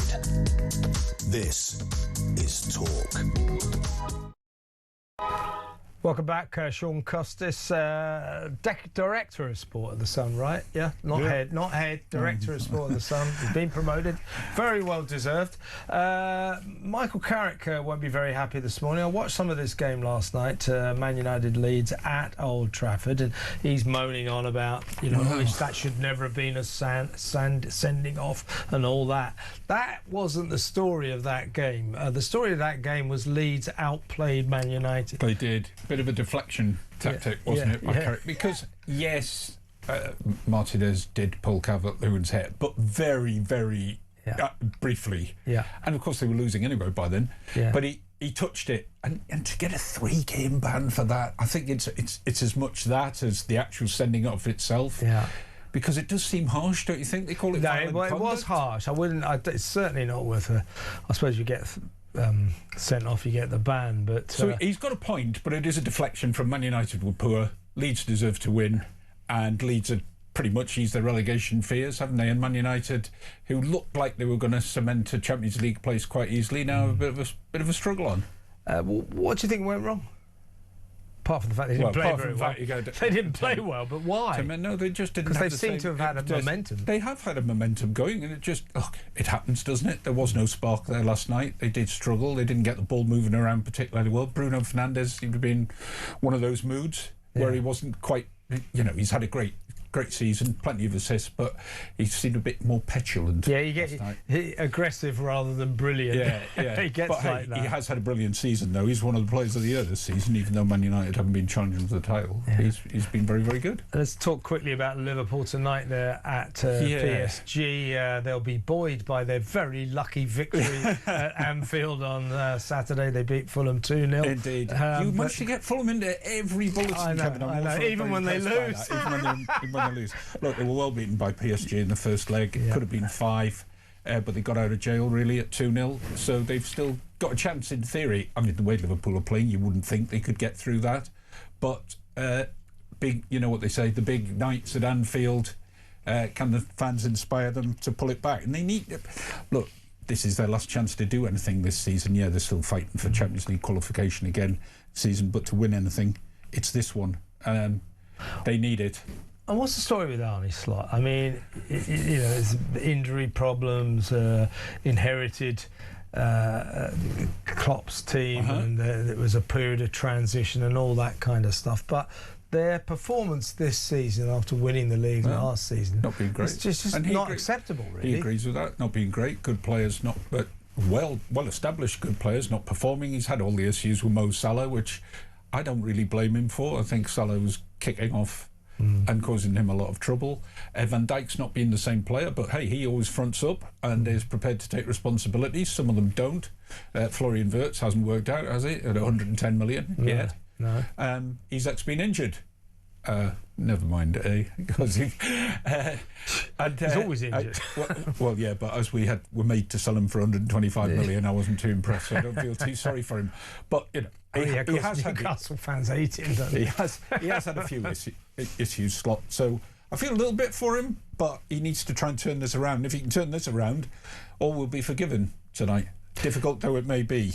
Yeah, I mean, that it's a bit of a mountain. I mean, PSG aren't quite the team that they have been in the past, but 2-0 is a mountain to climb, isn't it? They're a more cohesive unit than when they used to have Messi and Neymar and Mbappe playing, which sounded like an amazing front three, but actually didn't work. Because none of them want to do any tracking back. This is a better team unit, but they are vulnerable at times. But I've got to say, I was really impressed with them in that first leg. Suppose that Liverpool don't do it tonight, which I think is probably the likely story. What will Slot's story be going forward? I mean, will they stick with him or? Look, you get the feeling that it's going to be assessed at the end of the season, but the fans have certainly turned against him. There's no doubt about that. Maybe you could think that once Salah's left and a big personality is out of that dressing room, he may be able to impose his personality a little bit more, get a team that's more of a unit. But you can't argue that Salah hasn't been a great player for them. He has. He carried them to a lot of trophies. Just think this season it hasn't felt like he's been part of the team. I would say he's a Klopp player, isn't he? Not a Slot player, if you know. Yeah, I'd take that. Right, let's talk about Bournemouth. Andoni Areola is leaving. That's a bit of a blow to them. He's done a great job, hasn't he? Not a surprise, I don't think. He's done, as you say, he's done great things there. He beat Arsenal the weekend, didn't he? What a way to go, if you like, when you're announcing that you're leaving. For Bournemouth fans, it'll be a bit of a blow, but he does deserve bigger things. There's been some talk about him going to Athletic Bilbao. He's a Basque manager, and they only employ Basques either as he played there, didn't he? He played there as well. Yeah. So, but there is also talk that he could stay in the Premier League. Man United's getting mentioned. Others have said Crystal Palace, but I don't see that really as a step up. Why? It's not a huge step up. This is he's just leaving because he wants to do something else. He's done a fair old stint. You talk to his connections, and they say there's nothing lined up. But now it's been announced that he's leaving. I think suitors will be looking to him, thinking, can he be the man? Is it? Say it was Manchester United. Is that a bit of a risk for Man United? I don't think so particularly, but Carrick's done a pretty good job in the interim, bar losing last night. I do think Areola though is going to have a lot of clubs.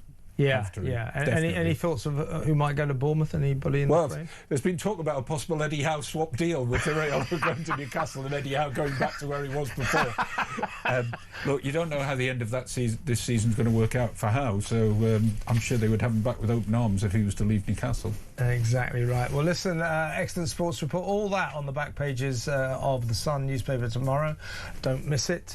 Big thanks to Sean Costis, Director of Sport at the Sun. When we come back, Mark Littlewood we'll be going through some of the biggest stories of the day. You don't want to miss it. Stay tuned.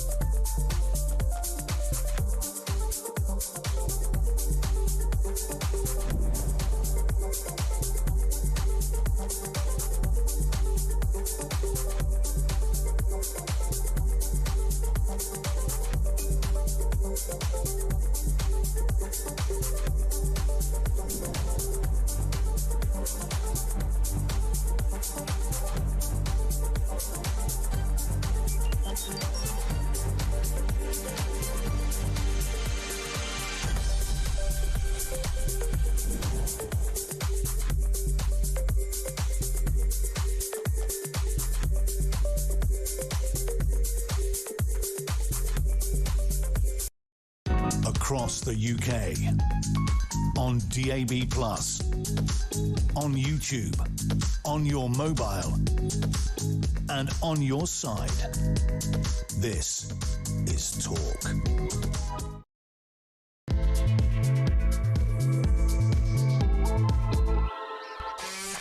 Welcome back in a little while. We need to talk about Harry and Meghan. They have touched down under. They're on their weird pretend royal tour of Australia, you know, going to refuge centre kitchens, being photographed with sick kids in hospital.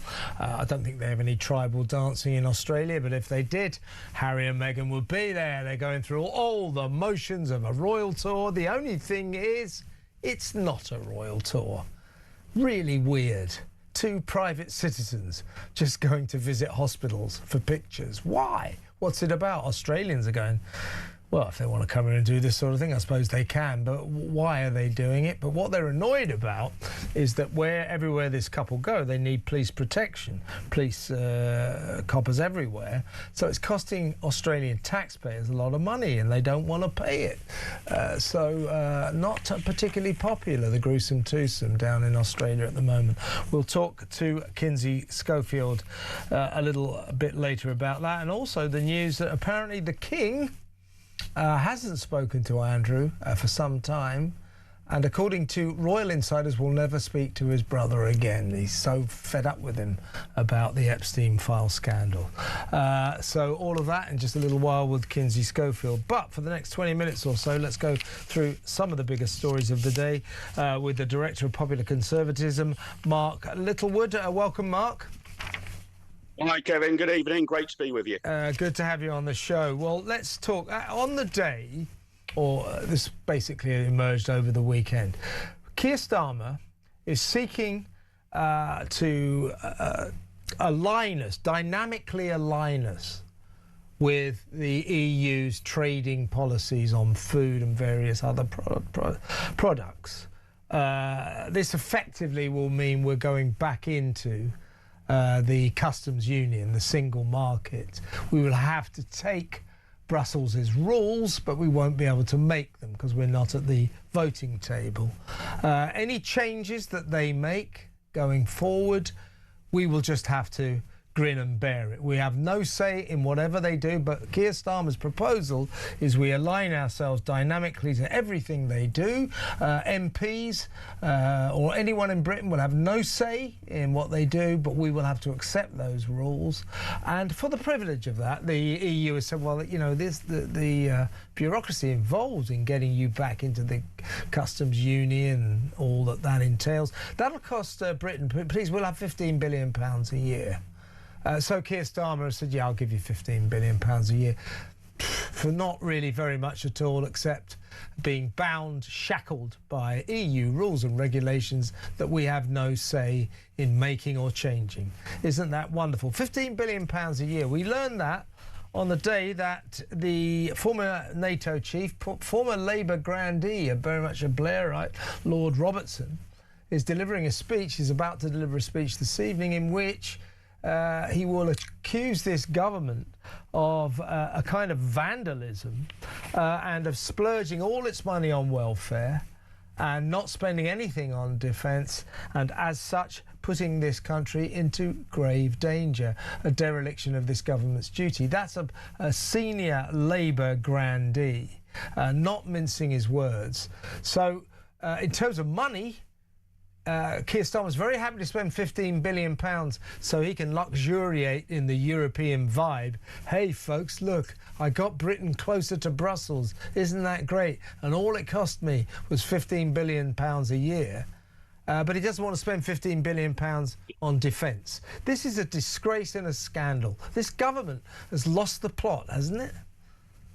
Oh, completely. I mean, this is an infuriatingly mad and expensive policy. The idea that we should be paying the EU anything to align with their regulations is absolutely mad. We should treat them as a close trading partner, but no more. Clearly, if you wish to export to a different market, if you're building stuff in the UK and you want to sell it to the EU or sell it to the Americans or sell it to South Korea, your products will have to be compatible with the regulations in those countries. But there's no more reason for us to take rules from the EU than there is for us to take rules from the Americans or the Koreans. You simply need to apply those rules if you want to sell abroad. So £15 billion to give away our sovereignty. Maybe he's just furious that it looks like his opportunity to give the Mauritians £30 billion to take the sovereignty over Chagos has hit the buffers.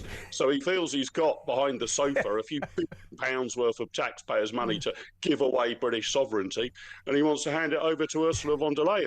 And as you rightly say, with Lord Robertson highlighting, which I think we all know, but it's intriguing that a senior Labour Party figure is really giving it with both barrels, that our military, our navy, is in a catastrophic situation. And the first aim of a decent government is to make sure that the defence of the realm is properly attended to.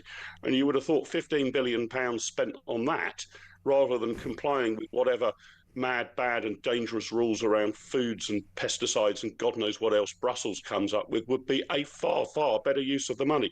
But that's just being parked. That's just being left on the shelf, not even being addressed. It's not that Starmer's said no to the Strategic Defence Review and a Defence Investments Plan. He said he doesn't know. He is simply ducking it. And these are straightforward, big decisions that need to be taken. But I think we now have a government that is basically involved in psychological displacement rather than the proper prioritisation of policies that are vital for the future of the United Kingdom. I like that idea, that picture you painted, Keir Starmer.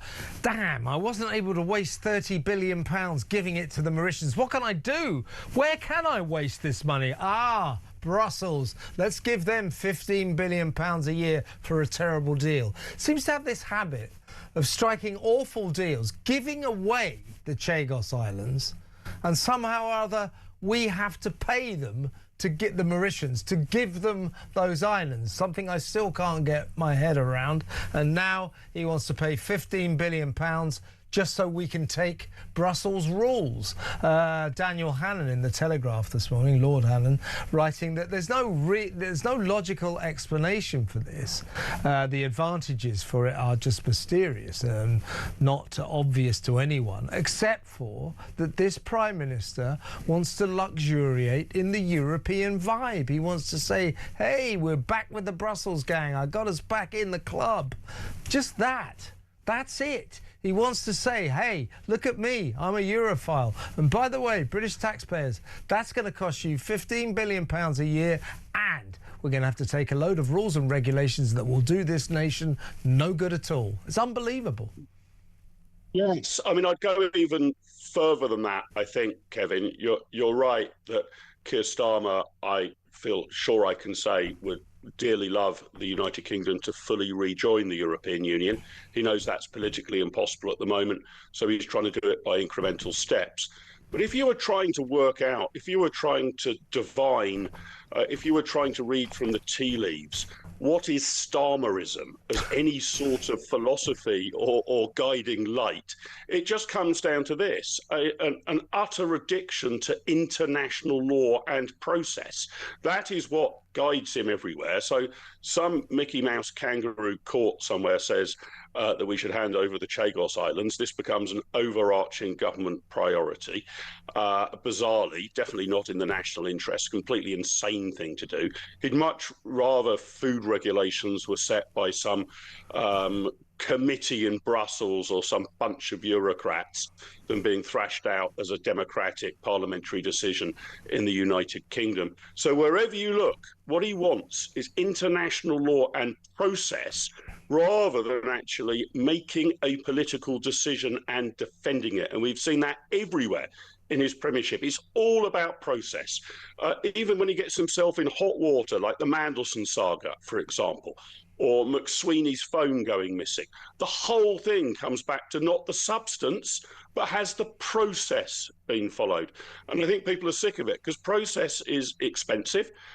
You do need some processes, but you shouldn't be wedded to them. You need to find the best, most efficient way of getting sensible outcomes. And that always seems to slip through his fingers. It's all about process. It's all about performative positions on the international stage. prancing off to the Gulf states in order to sort of issue a word salad of a press release. And it's not about the more urgent problems that he doesn't want to face up to, such as the fact that the UK can now barely defend itself. And he's not even addressing that. I'm not saying that can be done overnight, but some decisions about it need to be taken overnight, even if the benefits of those decisions, if they are wise ones, will take years to actually come to fruition. But no, defence of the realm, just park that for the next year or two. Too complicated, don't want to go there. Please, please, someone give me some international process I can get stuck into and tell me where to sign on the dotted line. That's the guiding principle of this Prime Minister. Yeah, this is a guy, somebody said quite accurately that if he saw two guys, beating the hell out of each other with knives, trying to kill each other, his idea of stopping the fight would be to form a committee to talk about it. This is Keir Starmer. He is quite literally a man of inaction. He is the opposite of action man. Form a committee, talk about it. Let's talk, jaw, and it doesn't get us anywhere. As you say, he's addicted to process. Apparently, his big obsession in number 10 Downing Street or throughout Westminster is not what the meetings are about. It's whether or not the clauses and the elements of that meeting are correctly annotated, and whether or not everybody turns up on time, and get this, whether or not they're correctly dressed. These are the things he obsesses on, the periphery nonsense, the bureaucratic claptrap, as opposed to the substance itself. Now, that sounds like it's kind of funny to say this, but it is a real problem with our Prime Minister. He doesn't actually seem that interested in solving problems. He's only interested in the meetings and the processes that pretend to solve those problems, and that is a serious problem. Now, another serious problem, Mark, at first this might seem rather shallow, a typical thing that I do on my show, but the question I'm going to ask you is the question really is about the quality of MPs that we have in the mother of all parliaments, in the House of Commons at the moment. I only ask because a Labour MP called Samantha Niblett, no, me neither. Anyway, she has today taken bedroom toys, sex toys, into the House of Commons because she wants to promote an open conversation about activities beneath the sheets. She says that she wants a Summer of Sex campaign to call for more education around understanding consent, respect and healthy relationships. She wants to raise awareness around childbirth, the menopause, stress and erectile dysfunction, as well as how health conditions and disabilities can impact satisfaction. She's basically saying that self-pleasure is good for your health. She slammed school sex education for being pretty medical rather than focusing on feeling good. She said that when she had sex lessons, they were all focused on what you should not do as opposed to what you should do. Pleasure certainly didn't play a part in it. Now, she says that if we could just get into sex toys, if we could just get seriously into pleasuring ourselves with sex toys, then our obsession with porn would dissipate. Who knows? Maybe it might work, but, is this really what the mother of all parliaments should be spending its time discussing? Oh, I mean, it's pitiful, isn't it, Kevin? And look, I mean, she also says this should be a lifelong issue, right? So she's not focused specifically on, I don't know, what should be taught to boys and girls in school between the ages of 12 and 16 or something. This is lifelong, right? I think we're all going to be sent to sex boot camp once a month or something, all adult civilians. And then sex kinky boot camp, you mean? Sex kinky boot camp, compulsory for all, total national priority. And you've also said there, part of her quote, again, just to show how much word salad we tend to get from Labour MPs, is about, we shouldn't focus on what not to do, let's focus on what to do. But, I mean, the most irritating part of her quote was this. The government is serious about tackling violence against women and girls. Well, fine, but that's obviously about something that you shouldn't do rather than something you should do. And helping boys and men increasingly being drawn into the toxicity of the manosphere to understand their important role in society. Are you worried about the toxicity of the manosphere, Kev? I don't even know what it means. Well, I think that's probably me and you talking on talkTV. You see those bags under my eyes, Mark? That's because I haven't been getting any sleep, worrying about the toxicity of the manosphere. By the way, if you want to watch Louis Theroux's documentary series, The Manosphere, on Netflix, I highly don't recommend it. I got so bored after 20 minutes with all the morons in it. I just said that's enough of that. I think we do have a problem that nobody is able to mention masculinity without adding the adjective toxic. It is possible to have masculinity without toxicity, isn't it? Absolutely. So, look, I mean, I think what we see here from this South Derbyshire MP, who, like you, Kev, I'd never heard of before, is part of what's going wrong in British politics, that because we are not confronting and the government is unwilling to really even discuss the big overarching problems. What the hell are we going to do about an economy that's flat on the floor? What the hell are we going to do about the fact that our national debt is out of control? What the hell are we going to do about the fact that there is no economic growth? What the hell are we going to do about the fact that we can't marshal any defence forces? We are deciding to park all of that and to actually focus on this sort of trivia, to go for the real small ball issues that might grab a headline because they're kind of quirky or worthy of discussion on your show, but are surely number 10 million on the list of national priorities if they should be anywhere on that list of national priorities at all. And I'm sorry to say that this is how great civilizations die, that you take your eye off the main picture. Yeah. I don't believe the Prime Minister or indeed any Labour MP could answer the question, what are your top 3 priorities between now and the end of the year? I don't think there's a Labour minister who can answer that question. They would just give you a load of guff and word salad. And then the fact that little-known Labour MPs are deciding that they wish to spend their time on these fancy follies, well, I mean, it is a disastrous indication of how badly the debate in public life, or at least in our sovereign parliament, has fallen. And this way lies ruin, not because if this MP gets away, it will necessarily destroy the country, but because it speaks to the fact that our politicians are simply focusing on trivia whilst the nation goes to the dogs. And that is deeply, deeply worrying. This is just the latest example of it. Absolutely right. I mean, you know, the fact that Parliament will be developing or discussing self-pleasuring as a way to solving our porn crisis, I mean, it just doesn't get more ridiculous than that. And you're talking about, I don't know about this particular Labour MP, but quite a few Labour MPs, they've got this great economic idea. You know, money is the root of all evil. So what we're going to do is we'll abolish the bond markets, which shows a great understanding of the way world economies work, doesn't it? I mean, who are these people? They're not fit to be MPs. They're really not. Mark, fantastic to have you on the show, as always. Let's get you on again very soon. Mark Littlewood, Director of Popular Conservatism there. Self-pleasuring, is it the future? 0349. No, we're going to take... Sorry. Going to take your calls, not about that, on all the issues we've been discussing after the break. 03444 99 1000. Let's talk. It's good to talk on Talk.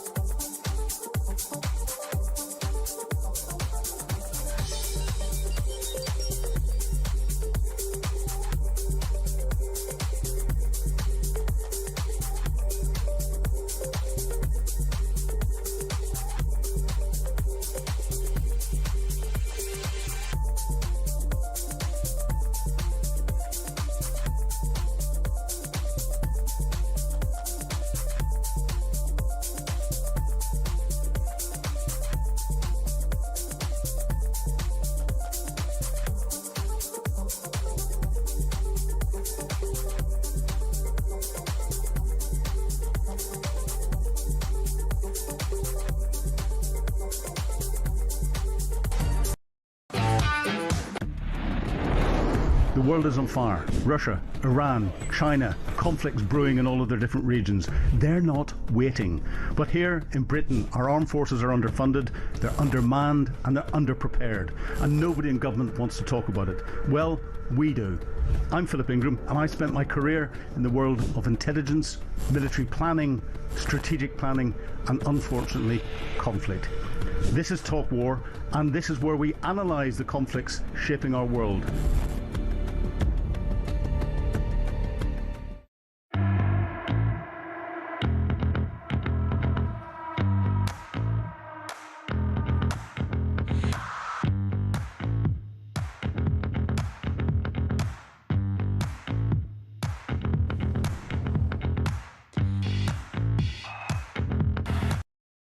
Across the UK, on DAB+, on YouTube, on your mobile, and on your side. This is Talk. Kinsey Schofield on that weirder than weird pretend royal tour of Australia by the gruesome twosome Harry and Meghan very soon. But first, let's take some of your calls. Let's go to Michael in Hertfordshire. Hello, Michael. Good evening. I would just like to carry on your conversation about Starmer. Yeah. All he's good for is getting on planes, wasting our petrol, taking photos with world leaders who don't even know why he's there. Yeah. And I am embarrassed by the man, and I'm getting more embarrassed as the weeks go on. He is a complete and utter waste of time. I totally agree with you. He's taken more than 30 flights since he became Prime Minister. He is the most travelled Prime Minister of all time. And then, for example, last week he flies out to the Gulf and then starts claiming that Britain is leading the negotiations to reopen the Strait of Hormuz to bring about peace. That's just a lie. What people are wondering when he turned up is, what's that guy doing here? What was he doing there? As you say, nobody could quite work it out. I know, it's embarrassing, and I just don't know how to get rid of the whole government. We should be drilling for North Sea gas and oil. Well, yeah, forget about that. We should be backing the Americans, because that's why the Iranians are not giving in so easily, because they can see. Well, because we didn't get involved with our one warship. Yeah, well, I don't think we'd have. I don't think, Michael. I'm on your side, but Britain's involvement would have made no difference whatsoever. I agree with you, but if they showed a united front mentally, it would have had an effect. I totally agree. I think we should have backed the Americans. We should have backed them. But I mean, it is looking now. I'm just not singling out us. Yeah, we should have let them. I mean, not letting them use our runways and everything. That was no way to treat a friend and an ally. Absolute disgrace. Absolute disgrace. Good call, Michael. Thanks for ringing. Call me again, Michael in Hertfordshire. Let's go to Jules in Bedford. Hello, Jules. Hey, Kevin. So earlier on, you were talking about us spending 2.3% of GDP on defence. That was last year. Yeah. What most people don't realise is that our defence contribution includes all the pensions for everybody who's been in the armed forces. So nothing that actually buys any bullets or yeah, that's interesting. Yeah. What does this money go towards? Yeah. And it also includes the independent nuclear deterrent, which of course we should have. But the problem with that is that it's not something you can ever really use, except basically at the end of the world. So unlike, say, Poland, which doesn't spend its military budget on pensions and doesn't have a nuclear deterrent, we're spending actually about 1.6% of GDP on things we can use. Yeah. Meanwhile, Poland, for example, is spending over 3%. Yeah. So that's the reason why we've got no stuff, is because we're spending this tiny, tiny amount of money, much lower than the NATO 2% target, as it used to be, let alone the 2.5 or 3% target. Yeah, and what we're now pledging, Donald Trump, for all his eccentricities, was quite right last year when he said, look, the European countries are not contributing, not spending enough on their defence budgets. You know, NATO agreements. He said he said Britain needs to be spending at least 5% of GDP on defence. As you say, Jules, last year we spent 2.3%, and our big pledge is that by 2025 we'll spend 3.5%, still 1.5% short of what Trump said we would need to spend. So our commitment by 2035, that's 9 years away. Our commitment to defence spending is pretty much, or our government's commitment to defence spending remains pretty much nothing. They're not interested. And as Lord Robertson is going to say tonight in a speech in Salisbury, this is risking our country. This is putting our country in danger. It's remarkable that we have a government that doesn't seem to understand the urgency of all of this. I think it's working deliberately to make sure we're not in a position to intervene, because it doesn't want Britain to ever be able to act by itself again, but only as part of, for example, a European coalition. I think that's the government's end game. Yeah, I think you're right. These socialists, these Labour politicians, they just don't like the idea of weapons, military equipment, armies, navies, air forces.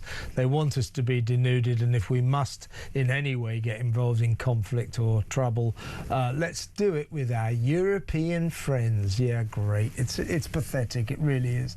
Jules, good call. Thank you. Call me again. Jules in Bedford. Well, let's just quickly, before we go to break, let's listen to a voice note. This is from Mark on the Navy. I just want to talk about the English Navy for a minute. My nephew has been doing 2 years so far in the Navy. He's got another year to go. And so far in that time of 2 years, he has only been on a boat 3 or 4 times. And that was only to scrub the deck. There's been no training on the boat. There's been no deployments. There's been nothing going on. He's so disillusioned that when his time's up in another year's time, he and 2 other friends who joined at the same time as him, they're going to be leaving the Navy. And he's wanted to be in the Navy for years. And it's showing what a poor state our Navy is in. Yeah, we haven't got enough ships to put these poor young people on. You know, we were saying this the other week when we were looking at HMS Dragon taking 8 days to get ready to leave Portsmouth Harbour. You know, and then spending a couple of days bobbing around in the English Channel, 4 days in Gibraltar. Took best part of 3 weeks to get to Cyprus to protect the British citizens there, and then promptly broke down. They used to say, you know, join the Navy, see the world. Well, join the Navy now, and if you're lucky, you might just see Portsmouth Harbour. That's about it. Very good voice note from Mark there on the Navy. Just sums it up. These young people desperate to join the Navy, proudly joining the Navy, now are going to leave because they're totally disillusioned because they barely set foot on a ship. And when they did set foot on a ship, it was to scrub the decks. Sums it up, doesn't it? Let's go to break. When we come back, we'll talk to Kinsey Schofield in America all about the Australian Weird Pretend Royal Tour by Harry and Meghan. That next. You don't want to miss it. Stay tuned.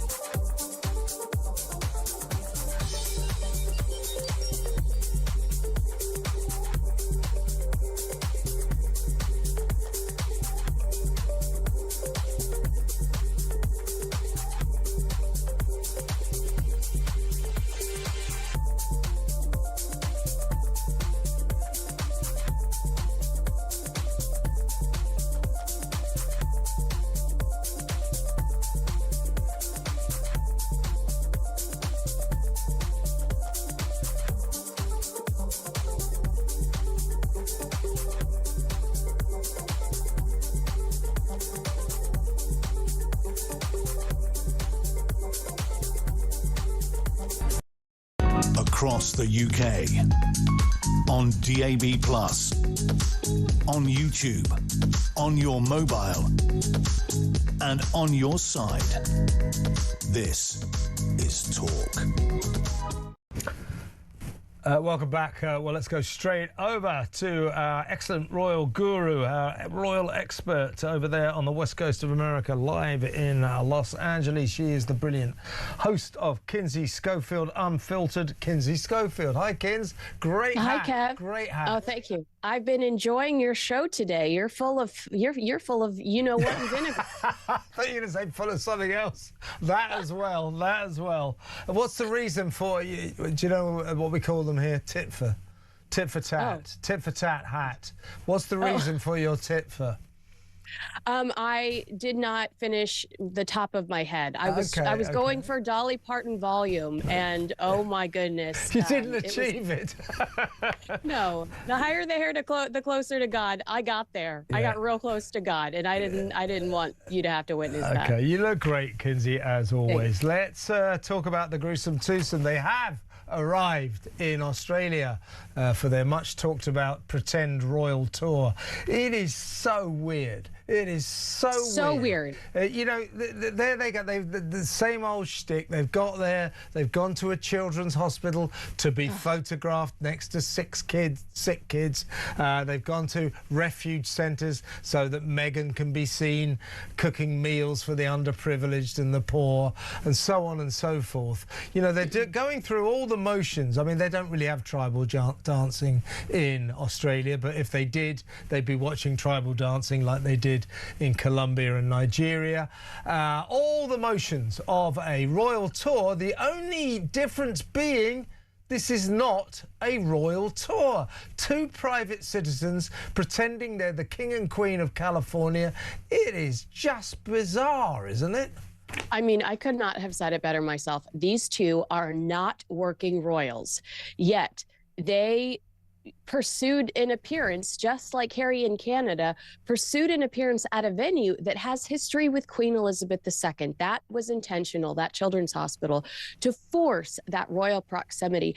I think there's something very sinister about using dying children and the homeless as props to try to salvage what's left of your brand. It's truly vile, and shame on some of these organizations that said, sure, come disrupt our space and our patience for Mr. Frozen Todger's photo op. We didn't see a prince and princess today. We saw two people desperately clawing their way out of the unemployment line.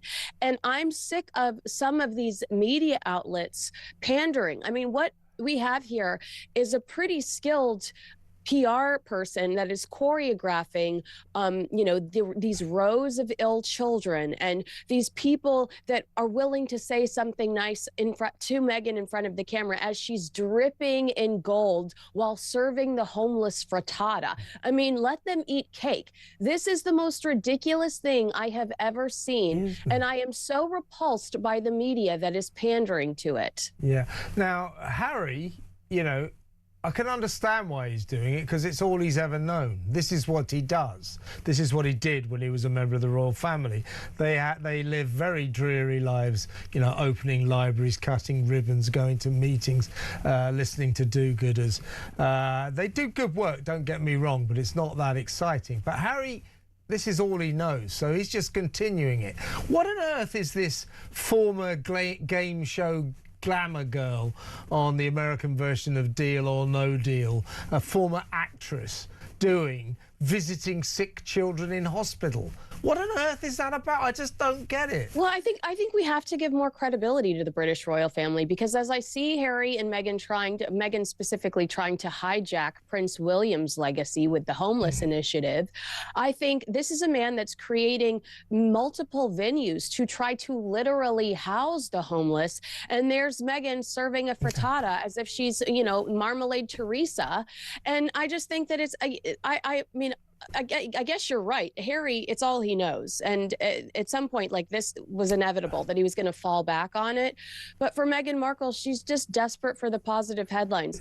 Just like the way she was crawling all over Ted Sarandos and his wife at the party, melting, holding their hands, dripping all over them in those photographs. She is so eager to look like Miss Goody Two-Shoes when, you know, there is a file tucked away inside a vault at Buckingham Palace with allegation after allegation and investigations into her alleged bullying. And I'm sorry, but I side with the Sussex Survivors Club here. I don't believe this woman is walking on sunshine. I was just looking at the pictures now in the children's hospital, you know, next to some poor sick kid in bed.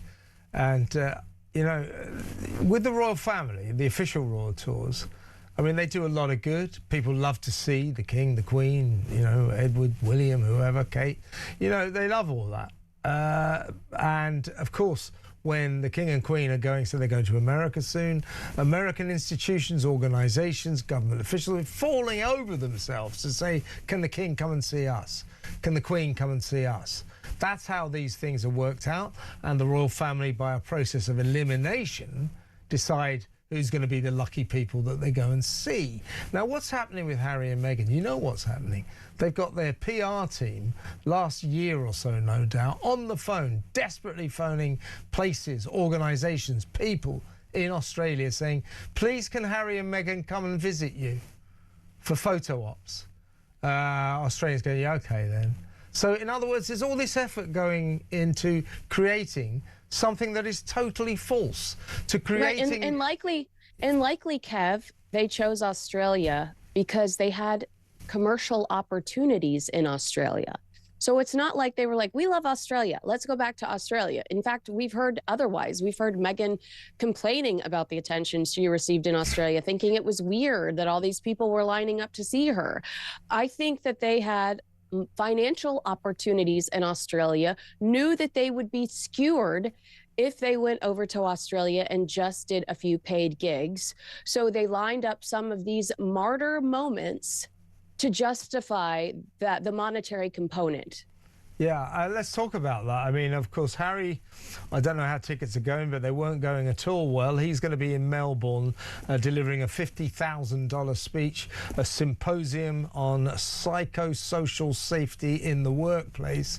No wonder they couldn't sell the tickets. She's going to be hosting this girls' weekend at a hotel in Sydney, 3-day event where basically people pay up to $3,000 to maybe even be lucky enough to pose for selfies with Meghan, or as she's going around Australia saying, call me Meg, call me Meg. Yeah, they're milking Australia for the money they can make out of it. Well, and I mean, based on ticket sales for not only Harry, but Meghan Markle's retreat, they've miraculously discovered some new tickets for sale. Have they? So it isn't sold out. Miraculously, there's some new opportunities if you want to see Meghan Markle and you're not a media, if you're not a journalist and you write your testimonial about how much Meghan Markle and her soap campaign changed your life, and they look at your social media and you've never said a negative word about her, you too can sit in a room with Meghan Markle and listen to her talk about Rodney King.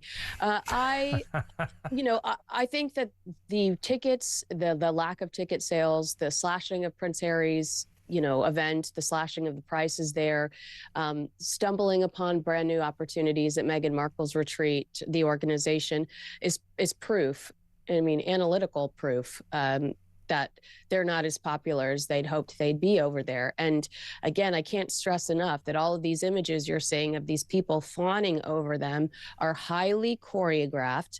If you say something nice to someone in the organization higher up about Meghan Markle, they're going to shove you in the front to make sure you say that to Meghan. Oh my gosh, you have no wrinkles, is what one woman said to Meghan Markle, and that's what's It's woman's at a homeless shelter, and God knows how many thousands of dollars worth of jewelry.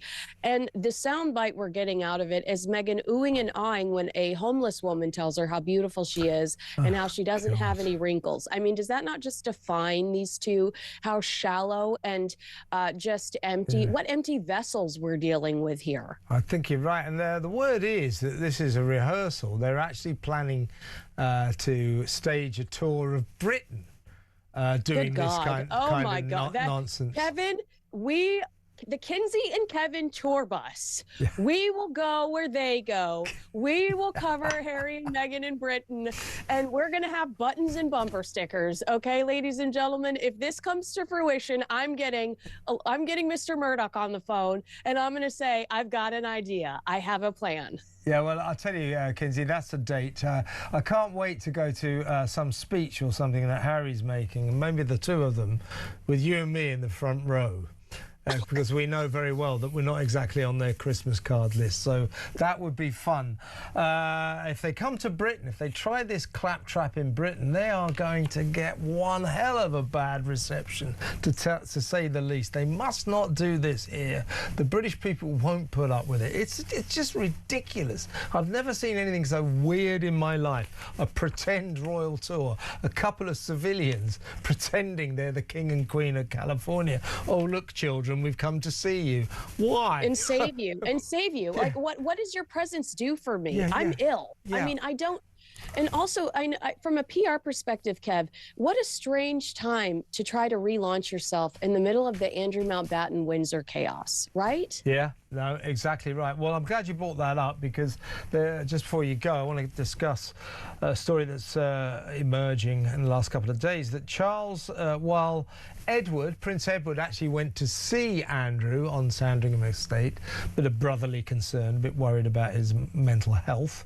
And Princess Anne apparently has been ringing him as well. There is some sympathy among some sections of the royal family about how far Andrew has fallen and how that may have affected him. I understand that in a family way. They're worried about his fragile mental state. Not so, we're told, the King, who apparently, according to reports, will never speak to Andrew again. This dates back to the beginning of the Epstein scandal, when the King maintains to friends that Andrew just lied to him and lied, which that figures. Andrew is a liar, so is Fergie. So the King may never speak to his brother again. That's kind of sad, isn't it? But I don't blame. I'm with the King on this. It's sad, but I think it's appropriate that the transition is from Harry and Meghan to Andrew and Fergie, because Harry and Meghan, to me, are the second coming of Andrew and Fergie, just chasing the next check, not doing their due diligence regarding who they're associating with, and embarrassing the British royal family. I think a part of me wants to go like, I told you so, not to you specifically, but to some people with this story about the King, because a lot of people were in my face saying the King knew, the King knew, the King knew. And I was saying, I think the King was lied to. So a part of me goes, oh, well, there you go. But I also wonder, Kev, how much this has to do with, the legal aspect, where the King truly is not in a position to talk to Andrew at this point, because Andrew could go into court if and when he is held accountable for allegedly sharing secrets with Jeffrey Epstein. I mean, the King risks Andrew sitting in court saying, I told my brother everything. The King knew. And it's the King technically that's prosecuting him, the King's court. So I suspect that right now, this is a legal situation where the King's really not in a position to talk to his brother. If it's true that he has no intention of ever talking to his brother again, I think that that's another story. But I also feel vindicated in that knowledge. But right now, I suspect that it's more along the lines of trying to protect the current investigation that's going on regarding his brother sharing government secrets with Jeffrey Epstein. Absolutely. That notwithstanding, I think the King shares the opinion that we all have of his brother, that he's a lying oaf and a waste of space. Kinsey, fantastic to talk to you. I do believe I've interviewed you, and you will be interviewing me a little later. I will look forward to that. The great Kinsey Schofield there on this weird pretend royal tour of Australia. When we come back, more of your calls all the way to the top of the show. 0344 499 1000. See you in a minute.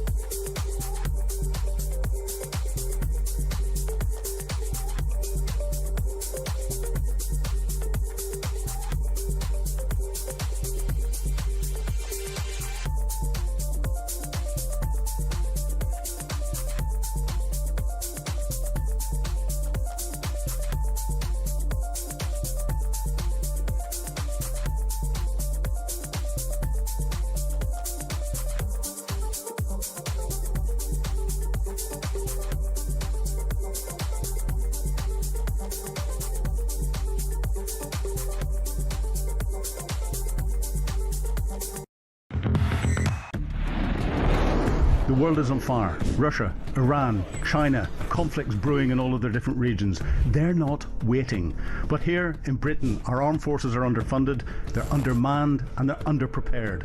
And nobody in government wants to talk about it. Well, we do. I'm Philip Ingram, and I spent my career in the world of intelligence, military planning, strategic planning, and unfortunately, conflict. This is Talk War, and this is where we analyse the conflicts shaping our world.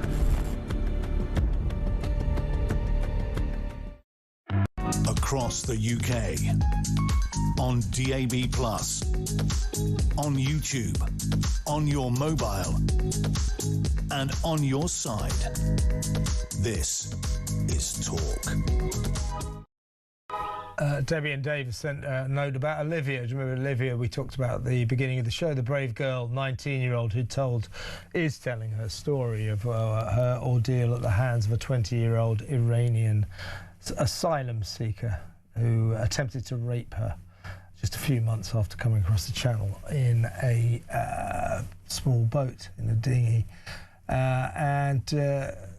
Debbie and Dave are saying it's such a sign of what's happening that Olivia sounds apologetic about walking down a path that she has walked down all her life. Women should be able to walk where they damn well need to.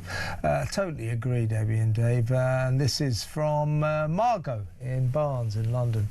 That poor girl, Olivia, and no counselling in it yet. Should we not start a GoFundMe page so she can get some privately soon? I wouldn't know how to do one, blah, blah, blah. This country needs to be gripped very firmly, very, very soon, or it will be curtains on the place I have lived in and loved for the past 66 years. James in Glasgow, Jamie, says, why are the illegal migrants not fingerprinted, photoed and DNA'd before being freed to roam the country? Because this is a dysfunctional, crazy country, Jamie, that's lost its ability for common sense. That's why. Let's go to the phones. Let's talk to Joan in Sunderland. Hello, Joan. Hello. I don't know how governments are allowed to get away with spending so little on defence when they have so much money that they waste. When you think about it, the Chagos Islands, there was going to be 35 billion there. Mm-hmm. We give France 600 to 700 million for doing SBA. We pay international aid to countries that can well manage without it. Asylum seekers, why do they need to have phones and goodness and pocket money and what have you?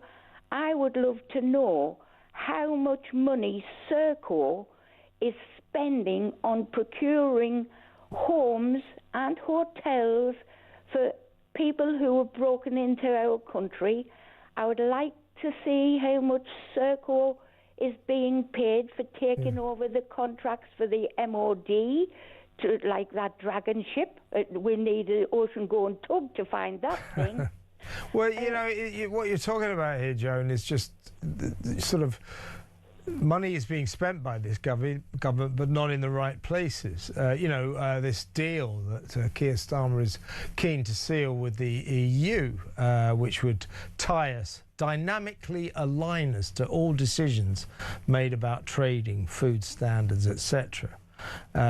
In order for us to basically re-enter the customs union, for the privilege of that being made a rule taker, not a rule maker, being tied to Brussels rules when we have no ability to help form them, we will be paying, if Starmer gets this legislation through, £15 billion a year.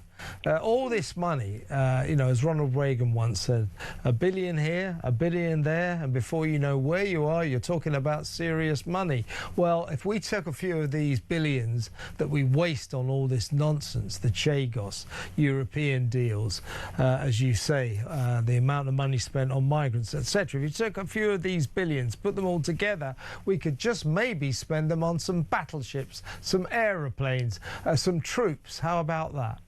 Yeah, but we've got that mad professor, net zero. I mean, we've got 2 steel plants in this country, one in Port Talbot and another one. The other one's in trouble. What do you build ship with? We need steel. We need steel for armament. So what will happen?